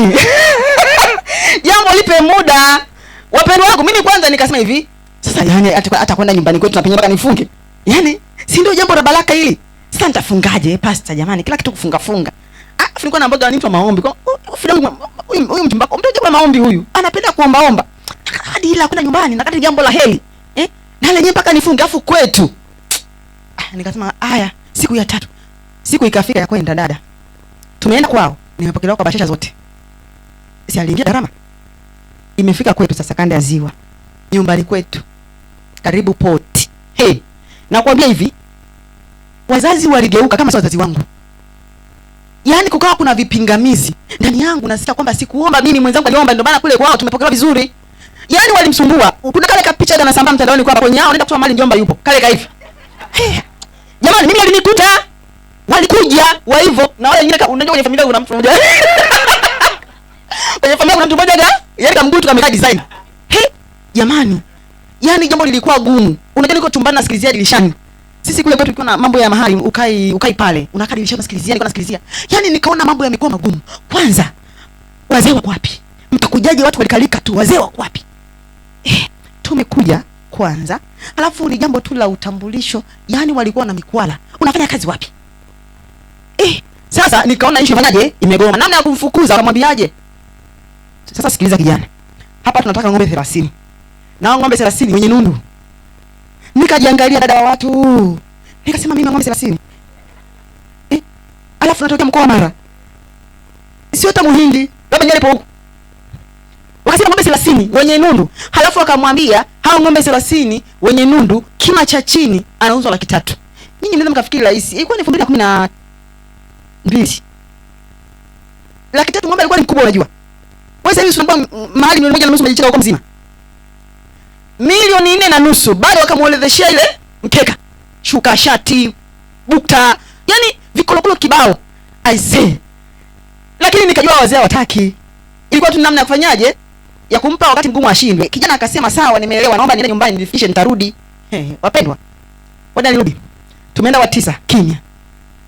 Wa 11 kimya. Wa 12 niliingia kwenye maombi bila kuambiwa. Yaani niliingia kwenye maombi ya kufunga mimi binafsi. Tumeenda mwezi wa 9. Jamani, lile ambalo ninge tuombe wote siasi kuomba, lakini hili hapa nikasema kwa namna hii haitoki pasipo kufunga. Nikaanza kufunga mwenyewe kuombea jambo langu. Baba nipe kibali. Yesu nipe kibali. Achilia kibali kwenye mioyo ya wazazi wangu. Kutoka mwezi wa 9 wakaja kukubali mwezi wa 3. Yaani wakanichelewesha hata kuolewa. Umeelewa? Maana nilikuwa nimeshanga kuolewa mwaka ule. Alafu nyoka kanichelewesha. Tena mwezi wa 3 likatokea kwa kuna msiba kwa ndugu wengi wakaja. Kuna mimi nikapitisha ajenda yangu. Jamani, iwe kama Esther. Yaani kwenye ile msiba si watu wengi wapo, na mimi nikapitisha ajenda yangu. Sasa jamani, ile ombi langu. Kweli lakini hapo nimeshaomba. Si mnakumbuka Malkia Esther? Ameshaomba na nani? Za mfalme. Na mimi nikapeleka jambo langu. Wakasema, sawa. Basi ngoja tumalize msiba tulifanyaje? Tulishughulikia, lakini nikamwambia baba, basi na babu, hiyo mali ni kubwa sana. Mimi mbona mtu wa kawaida tu? Tulikusomesha. Nikamwambia hapana. Pesa hiyo hana, alafu kumbuka pesa anatoa mzazi. Sasa yeye. Wenyewe ana shilingi ngapi? Nikasema yes, pameanza kunoga. Nikamwambia mama yangu, kwani wewe mahali unaweza shilingi ngapi? Sasa sitaji sio kafikiri bei ya nani? Sitaji ngo, sio lazima yeye kama mchukue leo kwa kuku. Pasta akamtajia kile kiwango nikakirudisha. Wakasema basi alete. Ndio mahali ikatolewa. Yaani imetolewa mwezi wa 3. Nikamwambia Mungu asante, nimekoma mimi. Yaani kwenye kumbe kuna mambo ambayo lazima ufanyaje? Uingie gharama ya kufunga. Sasa mimi sijui unakutana jambo gani. Halafu unaendelea kula chakula. Mpendwa, tenga muda. Kwanza kufunga ni kwa faida yako pia kwenye eneo la afya. Nasema hivi, kufunga pia moja ya faida utapata kwenye afya yako. Ingia funga. Sasa nyingine unaweza kuwa umekosa kibali chuoni. Umekosa kibali kwa walimu. Hawakupendi tu. Jamani, Yabesi alimlingana Mungu. Unaenda mbele za Mungu na mwambia Mungu, no, hii hali sio ya kawaida. Hii sio hali ya kawaida. Bwana, naomba uniondolee hii chuki. Naomba unipe kibali. Nifanye kuwa baraka kwa walimu. Nifanye kuwa baraka kwa wanafunzi. Unaingia kwenye maombi ya kufunga. Haleluya. Amen. Hilo ni jambo la 8. Sasa naenda kuhitimisha. Namna gani ujenge nidhamu ya maombi? Namna gani ujenge nidhamu ya maombi? Haraka haraka jamani, naenda kuhitimisha. Namna gani ujenge nidhamu ya maombi? Hapa sitasema sana vifungu, lakini jambo la kwanza, uwe na saa yako ya kuomba. Kwenye Matendo 3 mstari wa kwanza, mpaka nimeshaanza kusema na vifungu, lakini ni vizuri tu ukaviona. Kwenye Matendo 3 mstari wa kwanza, uwe na saa yako ya kuomba. Ukitaka ujenge sasa nidhamu unayoweka kwenye maombi, uwe na saa yako ya kuomba. Basi Petro na Yohana walikuwa wakikwea pamoja kwenda hekaluni. Saa ya kusali saa ngapi? Saa 9 ilikuwa ndio muda wao maombi. Kwa hiyo na wewe ili ujenge nidhamu ya kuomba, jifunze kutenga muda wako kwamba mimi muda wangu wa kuomba itakuwa saa ngapi? Saa 10. Mimi kuna muda ukija nyumbani nitakwambia huo muda hapana. Huo muda ndio kwenye maombi. Njoo muda fulani. Kwa nini? Nimeshajiwekea hiyo ratiba. Kwamba ikifika muda fulani mimi ni muda wangu wa maombi. Kwa hiyo sasa nenda kwenye ratiba zako, tengeneza. Kila siku muda fulani itakuwa muda wangu wafanyaje? Wa kuomba. Jambo la pili, amua muda wako wa kudumu katika maombi kila unapoomba. Siku ina masaa 24. Chagua, je, naomba kwa saa 2? Naomba kwa nusu saa? Usiombe tu pasipo mpangilio. Ni vizuri ukawa na muda wako kwamba natumia masaa 2, saa 9 mpaka saa 11 nimeshamaliza kuomba. Kwa hiyo unakuwa on time, lakini pia umezingatia nini? Muda. Tenga muda. Tenga muda. Usio tunapatikana muda wote. Twende 7 upo. Mimi square upo. Yaani wewe unapatikana mno. Unapatikana mno. Mungu hapati muda na wewe. Wewe unapatikana sana. Jamani, ifike mahali wajue kabisa kwamba fulani hatuwezi kumpata muda huu. Yupo kwenye prayer. Ifike mahali wajue hivyo. Mimi wanajua watu. Utakuja, ninakwambia ninaomba, subiri. Utavumilia ukae, hauwezi kuvumilia nenda. Haleluya. Lakini pia jambo la 3, uwe na mahali pa kuomba. hata kama hujajenga nyumba, hauna ile chumba cha madhabahu ya maombi, lakini una engo yako. Yaani unajua nikiombea engo hii hapa ndio wimbo linashuka. Kwa hiyo unakuwa sehemu yako ya kuomba kwamba hapa ndio sehemu yangu ya maombi. Yaani hata mwenyewe ukianza kwenda pale unasikia kuna nguvu, tayari ushajenga madhabahu pale. Kwa hiyo andaa sehemu yako ya maombi. Mtu mwingine anasema mimi sehemu nzuri ya kuomba ni kanisani. Njoo kanisani. Si ndio wingu lako linapatikana? Njoo kanisani, mwingine nyumbani. Mimi napenda kuombea chumbani. Mara chache sana naombea sebleni. Na hapo labda pasta akiwa amelala ili nisimsumbue. Lakini mara nyingi mimi naombea chumbani. Watasikia tu naomba. Lakini sehemu yangu ya kuabudu huwa naabudu jikoni. Jamani, si muongo. Ukinikuta pale jikoni mimi ninaabudu huku napika. Yaani tena ndo kunipigia simu nasikia makwazika. Sehemu yangu ya kuabudu ni jikoni. Na najisikia raha, yani naenda jikoni ndio huko sehemu ya kuabudu. Sehemu ya maombi chumbani. Chumbani sio chumba chote. Kuna kona na kuna mahali. Haleluya. Kwa hiyo una sehemu yako ya kufanyaje? Ya kuombea. Jambo la nne nimesema uwe na mahitaji yako. Ukiwa unaenda mbele za Mungu na mahitaji kila wakati, inakujengea nidhamu ya kuomba. Jambo la tano, tafuta kikundi cha waumini wenzio, omba nao. Tunajumuia hapa NVC. Lakini pia hapa kanisani, karibia kila siku kuna tiba za maombi. Njoo omba, usione shida. Wewe omba hata kama hujui, anza tu maneno matatu manne, taratibu unaanza kuzoea. Anza kujifunza kuomba. Kaa na wenzio. Jambo la tano, la sita, uwe kwenye kanisa linalofundisha maombi lakini pia linaloomba. Asante Bwana Yesu, NVC tunafundishwa kuomba. NVC ni kanisa linaloomba. Wakati naokoka kama ambavyo nimekuambia, nilikuwa najua kutembea mapepo lakini nilikuwa sikuomba. Kwa sababu ilikuwa muda wa kuomba, kwanza nilikuwa tunalia. Yaani ikifika muda wa kuomba ni kulia. Mimi sasa nalia nini? Inabidi kuambia kwamba mama jana kuima chakula ufanye kazi. Kwa hiyo inabidi pitie momo ili mtu chozi. Yaani kwa tunalia. Tunaita kanisa wanaolia. Yaani ni unalia hauelewi kunalia nini? Nikagundua mmoja tunalia machungu. Huyu analia madeni, huyu analia si mtoto, huyu analia, yaani ni kulia tu ndio nilijua fanyaje ndio kuomba. Kumbe kuomba ni kujifunza. Haleluya. Amina. Sasa nikupe chache. Kumbuka kuomba bila kukoma ni umechagua ushindi wa bila kikomo. Kumbuka kuomba bila kukoma, umechagua ushindi wa bila kikomo. Haleluya. Kuomba bila kukoma ni umechagua ushindi wa bila kikomo. Ushindi wako wazi ama ushindi wako wa hadharani unategemea maombi ya silini. Watu wengi wanashiriki matokeo lakini kwambia matokeo na gharama nilipa silini. Kwa hiyo ushindi wako ambao tunaona nje, unasema jamani, namshukuru Mungu, mwanangu amekuwa kichwa, ni kwa sababu ulikuwa unaomba silini. Kwa hiyo kama unataka kuona matokeo wewe tu kuomba. Endelea kuomba. Maombi yako yatakuwa nini? Kama vile dhambi. Dhambi sio silini. Lakini wewe unakwenda kufanya inakufunua, inakuibisha. Yaani unafanya silini lakini dhambi huwa ina kawaida ya kukuibisha. Amina. Lakini pia tunajifunza maombi kwa kuomba, sio kwa notes. Umetoka mahali hapo umeshajifunza, nenda kaanze kufanya mazoezi. Nenda kaanze kuomba. Wewe ndio zile au unafundisha unapea pointi zako, umeshamshukuru Bwana, umeshakuwa na matajio, anza kujifunza ndani tena mwenyewe kuomba. Weka tena hata nini? Ombi moja tu. Unaomba kwa mengi. Wewe kaanza kuomba, anza kuomba. Hatujifunzi maombi kwa notes. Kwa na notes nyingi sana za maombi. Tunajifunza maombi kwa kuomba. Haleluya! Haleluya! Nina imani kuna watu